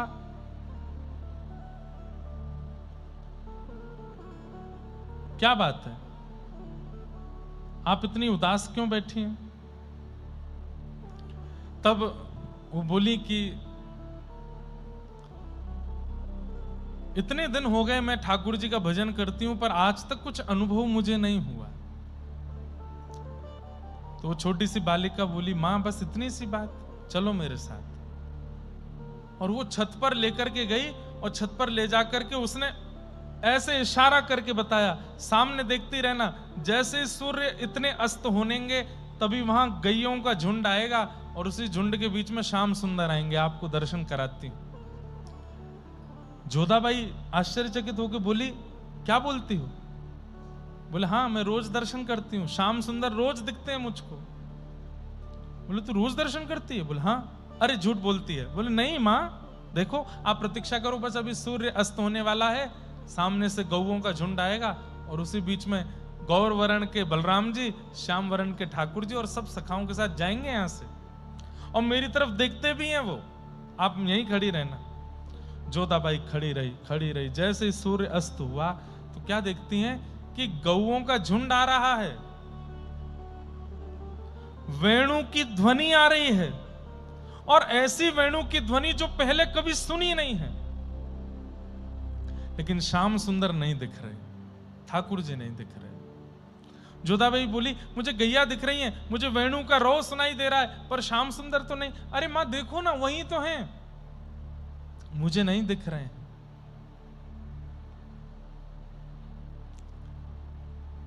जोधाबाई की जो वो पुत्री थी वो कहती है कि ठाकुर जी कह रहे हैं आपसे कुछ अपराध बने हैं, वो अपराध जब नष्ट हो जाएंगे तब आपको दिखेंगे, लेकिन आप नित्य प्रयास करना, दिखेंगे आपको। अब तो जोधाबाई उसको पुत्री कम अपनी गुरु ज्यादा मानने लगी, अब तो पास ही बैठी रहती है, और बताओ ना और श्याम सुंदर को क्या प्रिय है, और अब तो जोधाबाई इतनी ज्यादा व्यस्त रहने लगी उसके साथ। कभी कभी अकबर बुलवाता था तो जोधाबाई जाती नहीं थी। अकबर ने कहा इतने दिन से हम बुला रहे हैं, जोधाबाई आती नहीं, क्या बात है? तब किसी गुप्तचर ने बता दिया, बोले आपको नहीं पता है, आपकी आंखों के नीचे से एक लड़की रखी है उनके पास, और बचपन से लालन पालन करती आई हैं, अब तो बढ़िया वो 13-14 वर्ष की हो गई है, उसके पास ही बैठी रहती हैं। अकबर तो उठ के बैठ गया, बोले कि हमारे महल में कोई एक लड़की रहती है, हमें ही नहीं पता। जोधाबाई को पत्र लिखा, बोले हमें पता है तुम्हारे पास एक लड़की, आदि आदि सब लिख करके भेजा, हमारे सामने उसको पेश करो।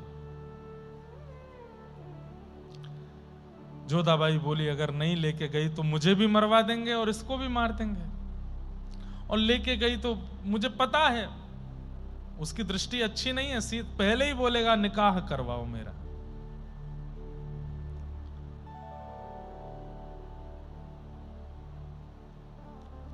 अंत में जोधाबाई पर और कोई रास्ता नहीं था तो लेके गई उस पुत्री को।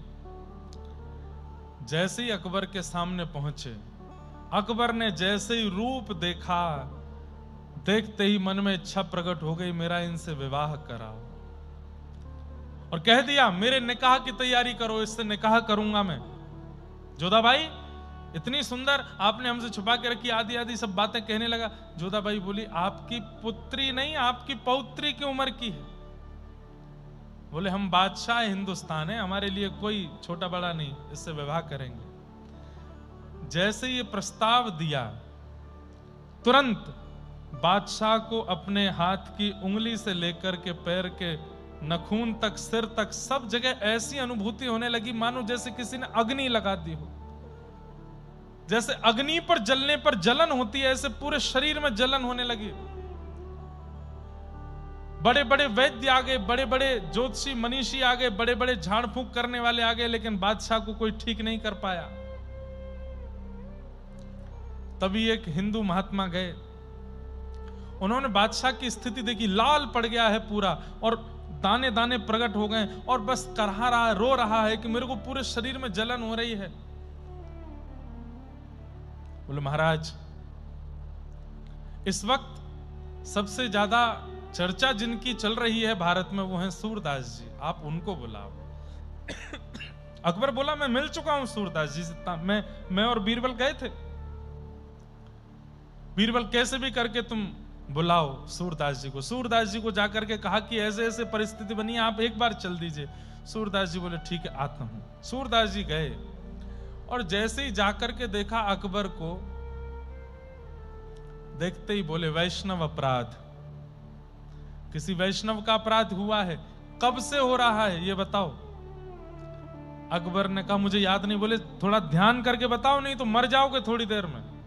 अकबर ने स्पष्ट बता दिया, बोले ऐसे ऐसे जोधाबाई के पास एक कन्या है और उसको देख करके मेरी निकाह की इच्छा हो गई, तब से हो रहा है। बोले उनको बुलवाओ। जोधाबाई फिर से उस कन्या को लेकर के आई। जैसे ही वो कन्या सामने आई, सूरदास जी के आंखों से आंसू पर आंसू, आंसू पर आंसू। कौन है वो? पूर्व जन्म में सूरदास जी उद्धव थे और कथा बड़ी प्रसिद्ध है। कल भी मैंने थोड़ी सी संकेत में कही थी कि ये निकुंज में प्रवेश करना चाह रहे थे, तब ललिता विशाखा ने इनको रोका था कि ये प्रिया प्रियतम का निकुंज है, उद्धव यहां मत जाओ। तो उद्धव बोले मैं सखा हूं भगवान का, मैं कहीं भी जा सकता हूं। बोले कहीं भी जा सकते हो पर निकुंज में नहीं जा सकते। नहीं माने, उद्धव जबरदस्ती प्रवेश करने लगे। तब ललिता जी ने श्राप दे दिया, तुम नेत्रहीन हो जाओ। उद्धव जी नेत्रहीन हो गए। तभी उद्धव जी ने श्राप दे दिया, तुम भी एक मिलेच्छ के घर में जाओगी और वहीं पलोगी बढ़ोगी। सूरदास जी पहचान गए, अरे ये तो ललिता जी हैं, ये साक्षात कृष्ण की, साक्षात किशोरी जी की सखी सहचरी हैं ललिता जी। और सूरदास जी की और ललिता जी की एक मीठी बात वार्ता हुई।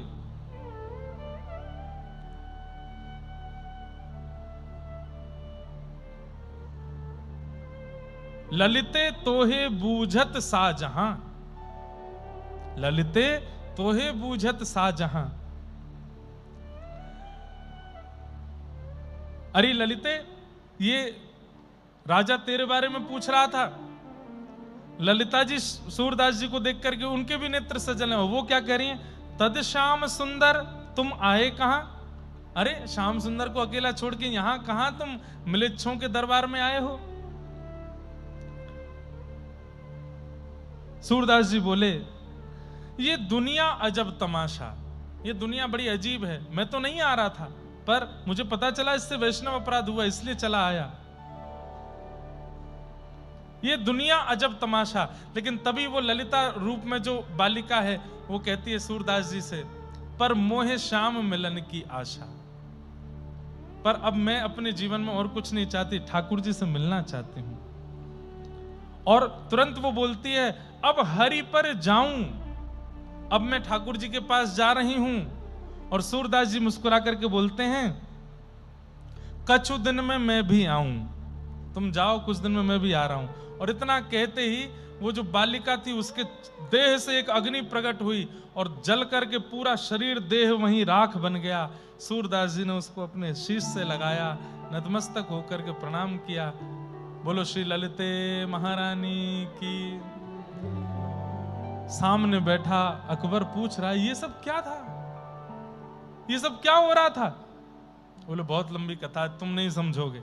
बहुत बड़ा वैष्णव अपराध किया है तुमने, भगवत भक्त के प्रति ऐसी भावना रखी है, इसलिए तुम्हारा देह अब ये पीड़ा दूर नहीं होगी। ऐसा मत कीजिए नाथ, मैं मर जाऊंगा। बोले मरोगे नहीं, कहीं कहीं अंग से ठीक हुआ करेगी, कहीं कहीं फिर होने लगा करेगी, ये पीड़ा तो रहेगी। क्योंकि वैष्णवों को भी कृष्ण और वृंदावन की भक्ति प्रदान करने वाली ललिता जी के प्रति तूने दुर्भावना रखी। अकबर बोला, मुझे थोड़ी पता था कि वो कौन है। बोले कोई भी हो, किसी के भी प्रति दुर्भाव क्यों रखते हैं? सूरदास जी ने मीठी डांट लगाई और वहां से चले गए। तब से अकबर का नियम बन गया, सूरदास जी का पद तानसेन से सुनता था। तो जब जब तानसेन सूरदास जी का पद गाते थे तब तब अकबर को शांति रहती थी और पद विश्राम होते ही फिर से उसको जलन होनी शुरू हो जाती थी और 24 घंटे सूरदास जी का ही पद सुनता रहता था। एक दिन अकबर फिर से वृंदावन गया और सूरदास जी से जाकर के बोला, सूरदास जी आप इतना अच्छा लिखते हैं, इतना अच्छा लिखते हैं, मैं क्या बताऊं। एक बात बताइए, आप कवि हैं, आपने औरों की भी कविताएं देखी होंगी, इस दुनिया में सबसे सुंदर कवि कौन है? तो सूरदास जी बोले, सबसे बढ़िया कवि मैं हूं, मुझसे बढ़िया कविता रचना कोई नहीं करता। ये सुनकर के तानसेन और बीरबल थोड़े आश्चर्यचकित हुए। बोले वैष्णव अपनी बड़ाई नहीं करता, सूरदास जी अपनी प्रशंसा कैसे कर रहे हैं? तो तानसेन ने पीछे से बोला कि महाराज आपने गोस्वामी तुलसीदास जी का नाम सुना है? सूरदास जी के नेत्र सजल हो गए, अरे वाह, तुमने मेरे पुराने मित्र की याद दिला दी। बोले आप जानते हैं? बोले हम दोनों की बड़ी अच्छी भेंट हुई थी। भेंट के बारे में बताऊंगा, लेकिन तुमने जो अभी प्रश्न किया कि कविता किसकी अच्छी है, कविता तो मेरी अच्छी है, लेकिन तुमने बाद में नाम लिया तुलसीदास जी का। तुलसीदास जी कविता नहीं लिखते, तुलसीदास जी की चौपाई तो मंत्र हैं जो भगवत दर्शन करा देती है। कवि मैं अच्छा हूं, पर तुलसीदास जी कवित्र नहीं है, वो कवि नहीं है, वो तो ठाकुर जी को प्रकट कर देते हैं शब्दों में।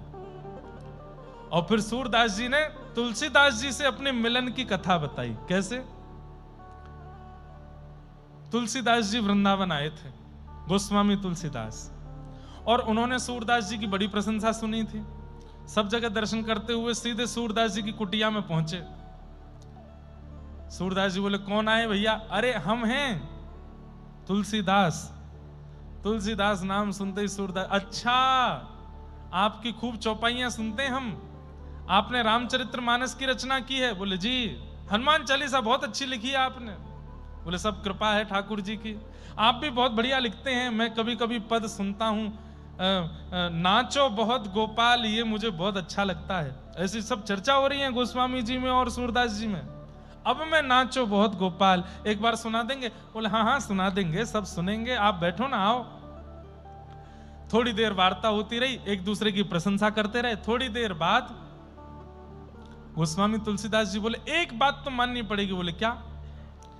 कितने भी कृष्ण की महिमा गा लीजिए, कितने भी कृष्ण के पद लिख दीजिए, पर हमारे राम जी का पारावार नहीं हो सकता। हमारे राम जी की बराबरी नहीं कर पाएंगे ठाकुर जी। सूरदास जी सीधे होके बैठ गए। बोले देखो, तुम्हारे राम जी को बार बार प्रणाम है, राम जी को बार बार वंदन है, पर हमारे ठाकुर जी को कम मत समझो तुम। अरे नहीं, हम सब जानते हैं, सच्चाई तो हमको पता है। बोले देखो ऐसे मत करो, हम अपनी पे आ जाएंगे तो फिर हम ऐसी ऐसी बातें बता देंगे, फिर रोते डोलोगे। बोले देखो बातें तो मुझे भी बनानी आती है, मैं भी कवि हूं, आप भी कवि हो, दोनों एक दूसरे को हराते रहेंगे। आज एक काम करते हैं, बिना कविता के प्रतियोगिता करते हैं, देखते हैं कि तुम्हारे ठाकुर जी बलवान कि हमारे राम जी। सूरदास जी बोले क्या करोगे? बोले तराजू लटकाओ, और एक पल्ले में आप बैठोगे अपने गोपाल जी के साथ, मैं बैठूंगा अपने सीताराम जी के साथ, जिसका पटला भारी वो विजय। सूरदास जी बोले हम तो पतले दुबले से हैं। तुलसीदास जी बगल में आके अपना हाथ स्पर्श कराए, बोले हमें छू के देखो, हम कौन से मोटे हैं, हम भी पतले हैं। सूरदास जी उनका हाथ पकड़े, फिर अपना पकड़े, बोले हाँ हो तो हमारे जैसे ही। तो बोले चलिए हो जाए प्रतियोगिता। तराजू में जैसे ही पहुंचे, पहले सूरदास जी एक पडले में बैठे, जय हो मेरे गोपाल जी, और कह करके जैसे ही बैठे पडला नीचे हो गया। अब दूसरी तरफ सूरदास अभी बैठे नहीं, तुलसीदास जी महाराज ने पडला नीचे किया और तुरंत बैठे, जय हो मेरे श्री सीताराम। और जैसे ही बैठे थोड़ी देर तो पडला ऊपर नीचे होता रहा, थोड़ी देर बाद सूरदास जी ऊपर चले गए, गोस्वामी जी का पडला नीचे आ गया, और जो लोग 4, 5, 10, 15 लोग दर्शक थे उन सब ने जय जयकार करी, सियापति रामचंद्र की जय, गोस्वामी तुलसीदास जी महाराज की जय। सूरदास जी बोले क्या हुआ? नीचे से तुलसीदास बोले क्या हुआ? क्या जो होना था वही हुआ, जो वास्तविकता है वो हुआ, हम जीत गए। हमारे राम जी बलवान हैं, हमारे राम जी का प्रताप है, हम जीत गए। सूरदास जी भावुक हो गए, बोले नीचे उतारो मुझे। पडला नीचे किया, अपने गोपाल जी को हृदय से लगा के रोते रोते लाठी से चलते हुए पहुंच गए कुटिया में। और कुटिया में जाके इतना रोए, इतना रोए, इतना रोए, नेत्र नहीं दिए मुझे, लाठी से चलता हूं, अपने आप प्रसाद पाता हूं, अपने आप स्नान करता हूं, आज तक दुनिया का एक रंग नहीं देखा मैंने, कभी शिकायत नहीं की आपसे।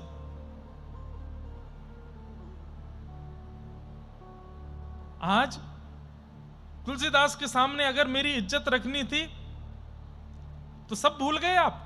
वहां वो तृणावर्त आया था आपको मारने के लिए वृंदावन में बवंडर के रूप में, तो इतने भारी हो गए कि आपको उठा ही नहीं पाया। पूतना के लिए आप 6 दिन में इतना बल आ गया कि उसके प्राण निकाल लिए। 6 वर्ष की आयु में कालिया नाग के ऊपर नृत्य कर लिया, 7 वर्ष की आयु में विशाल 22 किलोमीटर के पर्वत गिरिराज जी को उठा लिया, और आज यहां सूरदास की लाज बचानी थी, वहां पे हल्के हो गए आप। ठाकुर जी प्रकट हो गए, प्रकट होकर सूरदास जी की गोद में बैठ गए और थोड़ी पकड़ के बोले, बाबा मुंह पे गुस्सा काई को है रो है, मेरी गलती थोड़ी है। बोले हाँ तुम्हारी गलती ना है, मेरी गलती है। मोए भी जन्मते सिया राम जी को ही गुणगानो चाहिए हो, तुम्हारी चक्कर में गलत पड़ गयो मैं। तुलसीदास के आगे मेरी नाक कटवाए दे। अरे बाबा ने एक मेरी बात तो सुन ले। बोले कहा? बोले 2 ज्यादा हूं मैं कि 3 ज्यादा हूं मैं, ये बताओ। सूरदास जी बोले मो गणित सिखा रहे हो अब? 80 वर्ष की उम्र में आके गणित सिखा रहे हो? बोले अरे बताओ ना, 2 ज्यादा हूं मैं कि 3? सूरदास जी बोले 3 ज्यादा हूं मैं। तो बोले आप जब पड़ले में बैठे तो क्या बोल के बैठे? जय हो मेरे गोपाल जी, एक आप और एक मैं। और तुलसीदास जी जब बैठे तब क्या बोले? जय हो मेरे श्री सीताराम। तो सिया जी भी, राम जी भी और ऊपर से तुलसीदास, तो 3 होंगे तो भारी पड़ी जाएंगे ना वो। तुम दोबारा तराजू लगवाओ और अब की बार चढ़ते हुए बोलना जय हो मेरे राधे श्याम। देखियो कमजोर कहीं नहीं पड़ोगे तुम, हम भारी रह जाएंगे दोनों। मैं और प्रिया जी दोनों तुम्हारी गोद में बैठ के इतना वजन कर लेंगे कि तुरंत नीचे आ जाएगा। सूरदास जी बोले ठीक है ठीक है। गोपाल जी को मूर्तिमंत गोपाल जी हो गए, गोद में लेके फिर से छड़ी लेकर के गए। गोस्वामी जी कहाँ हैं? तुलसीदास जी कहाँ हैं? तुलसीदास जी कहीं राह पे थे। बोले रुको रुको रुको रुको रुको। अच्छा तो अयोध्या चलने के लिए आए हो हमारे साथ? ठाकुर जी को छोड़ करके अब सीताराम जी को भजोगे इसीलिए आए हो? बोले ऐसे कैसे छोड़ देंगे, क्यों आए हो? बोले हम इसलिए आए हैं, एक बार तराजू फिर से लगाओ, फिर से लगाओ तराजू, और आप बैठना और फिर से मैं बैठूं, अब की बार होगा निर्णय। गोस्वामी तुलसीदास जी बोले नहीं नहीं नहीं, एक ही बार होगा निर्णय, बार बार नहीं होगा। नहीं नहीं एक बार और लगा दो। नहीं नहीं अब नहीं होगा, एक बार लगा दो, मेरे कहे से लगा दो। गोस्वामी तुलसीदास जी ने सूरदास जी को हृदय से लगाया और खूब कस के हृदय से लगा करके बोले जिसने आपको कुटिया में आके पढ़ाया है मैं भी उसको जानता हूं, मैं भी सब जानता हूं कौन आकर के सब सिखा के गया है। अरे दोनों एक ही हैं, काहे को इतने चिंता कर रहे हो नाथ? आपके जो ठाकुर जी हैं वही हमारे राघव जी हैं, बस हमारे थोड़े से शांत हैं, आपके थोड़े से चपल हैं। कोई ऐसी हमारी प्रतिस्पर्धा वाली बात नहीं है सूरदास। सूरदास जी भी भावुक हो गए, यहाँ तुलसीदास जी भी भावुक हो गए और दोनों भक्तों का प्रिय मिलन हुआ।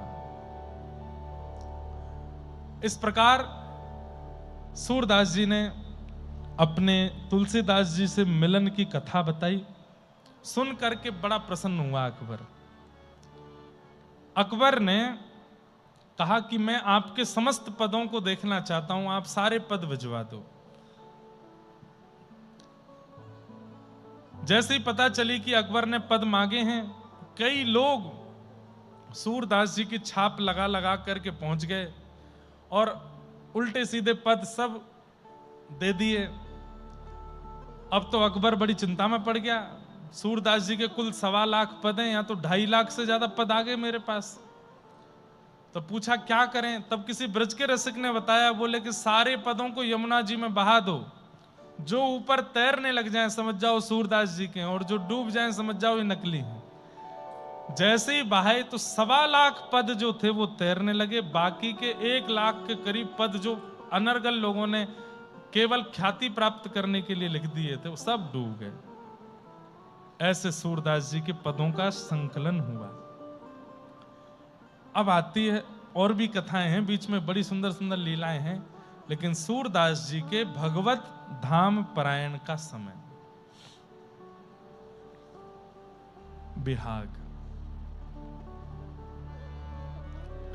सूरदास जी 100-105 वर्ष की अवस्था के लगभग हो गए। ध्यान से सुनिएगा। ठाकुर जी गए और सूरदास जी की कुटिया में प्रकट होकर के बोले, प्रत्यक्ष हाथ आगे करके, सूरदास अब तुम्हारा समय पूर्ण है, अब चलो निकुंज में मैं तुम्हारी प्रतीक्षा कर रहा हूं, चलो मेरे साथ।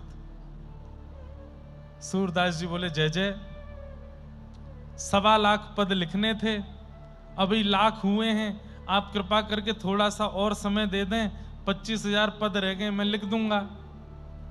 ठाकुर जी बोले तू चिंता काहे को कर रहा है? बोले क्यों? तैने लाख लिखे हैं लेकिन तू सबन की गिनती करवा ले, 1.25 लाख ही निकलेंगे। बोले 1.25 कब हो गए? बोले तैने लाख लिखे, 25,000 मैंने लिख दिए तेरे बट के। अब मुंह पे सहन ना हेरो, तू जल्दी निकुंज चल मेरे संग। और सूरदास जी ने गिनती करवाई तो उनके 1.25 लाख ही पद थे। और मैंने कल बताया कि जहां सूर है या सूरदास है वो सूरदास जी के हैं, और जहां सूर श्याम है वो ठाकुर जी के द्वारा लिखे हुए पद है। जय जय, बस अब आज्ञा दो, मैं जल्दी आऊं। ठाकुर जी बोले बस अब जो जो तुम्हारे गुरुदेव के प्रणाम, रज को प्रणाम, वृंदावन को प्रणाम करने की जो स्थिति है वो करो, चलो। यहां नित्य मंगला दर्शन करने के लिए श्रीनाथ जी जाते थे गोवर्धन में, लेकिन आज गोसाई जी ने कहा भाई आज सूरदास नहीं आए। तब सबने कहा आज स्वास्थ्य ठीक नहीं है सूरदास जी का, और सूरदास जी अपने लगभग अब अंतिम श्वास ले रहे हैं। तो गोसाई श्री विठल नाथ जी ने पूरे गोवर्धन में हल्ला करवाया। बोले क्या? बोले पुष्टि मार्ग का, भक्ति मार्ग का, भक्ति पथ का जहाज अब प्रस्थान कर रहा है। जिसको जाके मिलना हो, जिसको जाके देखना हो, जिसको जाके प्रणाम करना हो, सब कर लो। जहाज है, इनको पुष्टि मार्ग का जहाज कहा गया, भक्ति का जहाज। जो बैठ गया सूरदास जी के पदों में, सूरदास जी के पद का जिसने आश्रय ले लिया, ये जहाज ठाकुर जी के चरणों तक पहुंचा के ही छोड़ेगा। ऐसा सूरदास जी के पदों की रचना है। हम तो प्रार्थना करते हैं मीराबाई, गोस्वामी तुलसीदास, सूरदास, इनके नित्य एक पद। कभी विनय पत्रिका उठाया कीजिए गोस्वामी तुलसीदास जी के, उसको गाया कीजिए। सूरदास जी का सूर सागर मंगा लीजिए, रोज एक पद गाओ। मीराबाई के रोज एक पद गाओ। आप अनुभव करेंगे जीवन की गति इनकी कृपा से ही सुसज्जित हो जाएगी ठाकुर जी के चरणों के लिए। गोसाई जी ने हल्ला कर दिया पूरे गोवर्धन में कि भैया भक्ति का जहाज अब प्रस्थान कर रहा है, जिसको बैठना हो बैठ जाओ। सब लोग इकट्ठे हो गए। सूरदास जी महाराज कैसे लेटे थे? दंडवत जैसे करते हैं ना, सीधे पट्टे लेट करके ऐसी स्थिति में लेटे थे। गोसाई जी ने आकर के कहा सूरदास ऐसे क्यों लेटे हो? बोले मैंने जीते जी कभी व्रज को, व्रज की रज को पीठ नहीं दिखाई, कमर नहीं दिखाई, आज भी नहीं दिखाऊंगा। लेकिन तभी गोसाई जी ने उनको अपनी गोद में लिटा लिया और सूरदास जी के नेत्र बंद हैं, मुख पर अत्यंत प्रसन्नता है। पूरा गोवर्धन सुंदर सुगंध से सुगंधित हो रहा है। क्यों? प्रिया प्रियतम दोनों आए हैं लेने के लिए सूरदास को। गोसाई श्री विठल नाथ जी ने तुरंत कहा सूरदास जी तुम्हारी मन की स्थिति क्या है? मन में क्या चल रहा है जरा बताओ। और सूरदास जी अपने मन की स्थिति का वर्णन कर रहे हैं।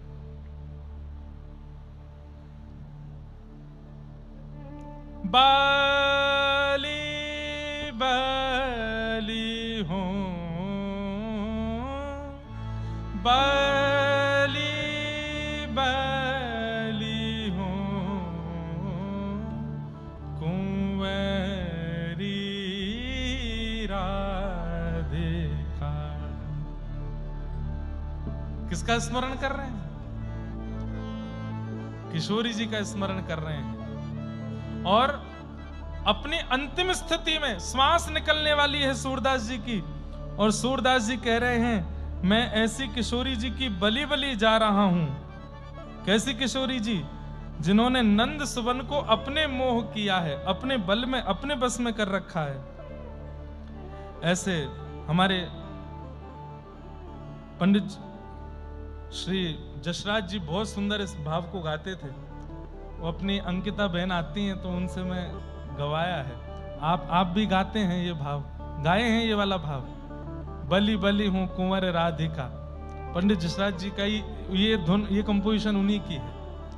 उन्होंने सबसे ज्यादा सूरदास जी के पद गाए हैं पंडित जसराज जी ने। तो उनका ये पद है, और ये सूरदास जी का अंतिम पद है। 3 पद अंत में गाए, उनमें पहला पद ये वाला गाया। बलि बलि हूँ, बलि बलि हूँ, कुंवरी राधिका नंद सुवन जासो रति मानो, बलि बलि हूँ, बलि बलि हूँ, कुंवरी राधिका नंद सुवन जासो रति मानी हो, बलि बलि हूँ। वे अति चतुर तुम चतुर शिरोमणि, प्रीति करी कैसे रही छानी, तेजो धारत तन कनक पीठ पत, सो तो सब तेरी गति थानी, बलि बलि हूँ, कुंवरी राधिका नंद सुवन जासो रति मानी, बलि बलि हूँ। अंतिम श्वास चल रही है सूरदास जी की और दोनों भुजाओं से बलैयां ले रहे हैं। गुसाई जी पूछ रहे हैं क्या दिख रहा है? बोले श्री जी की बलैयां ले रहा हूं, जिन्होंने श्याम सुंदर को अपने वश में कर रखो है। हमारे माई श्यामाजू को राज, जाके अधीन सदा ही सांवरो, या ब्रज को सिरताज, हमारे माई श्यामाजू को राज। किशोरी जी का स्मरण करते हुए, सूर सुजान सखी के बूझे, प्रेम प्रकाश भयो बैसानी, सूर सुजान सखी के बूझे, प्रेम प्रकाश भयो जानी, बलि बलि हूँ। तभी वहां बहुत लोग बैठे थे, उनमें से एक बोल पड़ा, सूरदास जी बुरा मत मानियो, मैंने जब से आपके पद सुने हैं तब से लेके आज तक मैंने केवल या तो दीनता के पद आपसे सुने हैं, या तो अपनी धन्यता के पद आपसे सुने हैं, या ठाकुर जी की लीला के पद आपसे सुने हैं। आप कैसे कवि हैं? आपने अपने गुरु के लिए कभी कुछ नहीं गाया, अपने गुरु के लिए आज तक कुछ नहीं गाया। सूरदास जी बोले, तुम्हें प्रिया प्रियतम दिखते थे, तुम्हें श्याम सुंदर दिखते थे, तुम्हें दीन बंधु दीनानाथ दिखते थे, पर मुझे मेरे गुरु ही मुकुट पहन करके ठाकुर जी के रूप में दिखाई देते थे। मुझे मेरे गुरु ही कभी कभी चुनरी ओढ़ करके श्री जी बन के आते हुए दिखाई देते थे। अरे ये सूर की भाषा है, समझना मुश्किल है। मैंने प्रिया प्रियतम को तो देखा ही नहीं है, अपने गुरु को ही प्रिया प्रियतम के रूप में देखा है। मेरे गुरुदेव श्रीमन महाप्रभु श्री वल्लभाचार्य महाप्रभु ही कभी कृष्ण बन के आते थे, कभी प्रिया जी का रूप धारण करके मेरे चित्त में आते थे। उनकी झांकी को ही मैंने गाया है। अंत में जाते जाते भेद खोल दिया सूरदास जी ने, जीवन भर नहीं बताया ये बात, अंत में बता दिया कि मैंने तो अपने गुरु को ही देख करके गाया है। मैं तो गुरु स्तुति ही गा रहा हूं, पर गुरु ही वंशी बजा रहा है तो मैं क्या करूं? मैं तो गुरु स्तुति ही गा रहा हूं, पर गुरु ही रास रचा रहे हैं तो मैं क्या करूं? मैं तो गुरु स्तुति ही गा रहा हूं, पर मेरे गुरु ही सुंदर चुनरी पहन करके और श्री प्रिया जी की तरह मान ठान रहे हैं, तो मैं क्या करूं?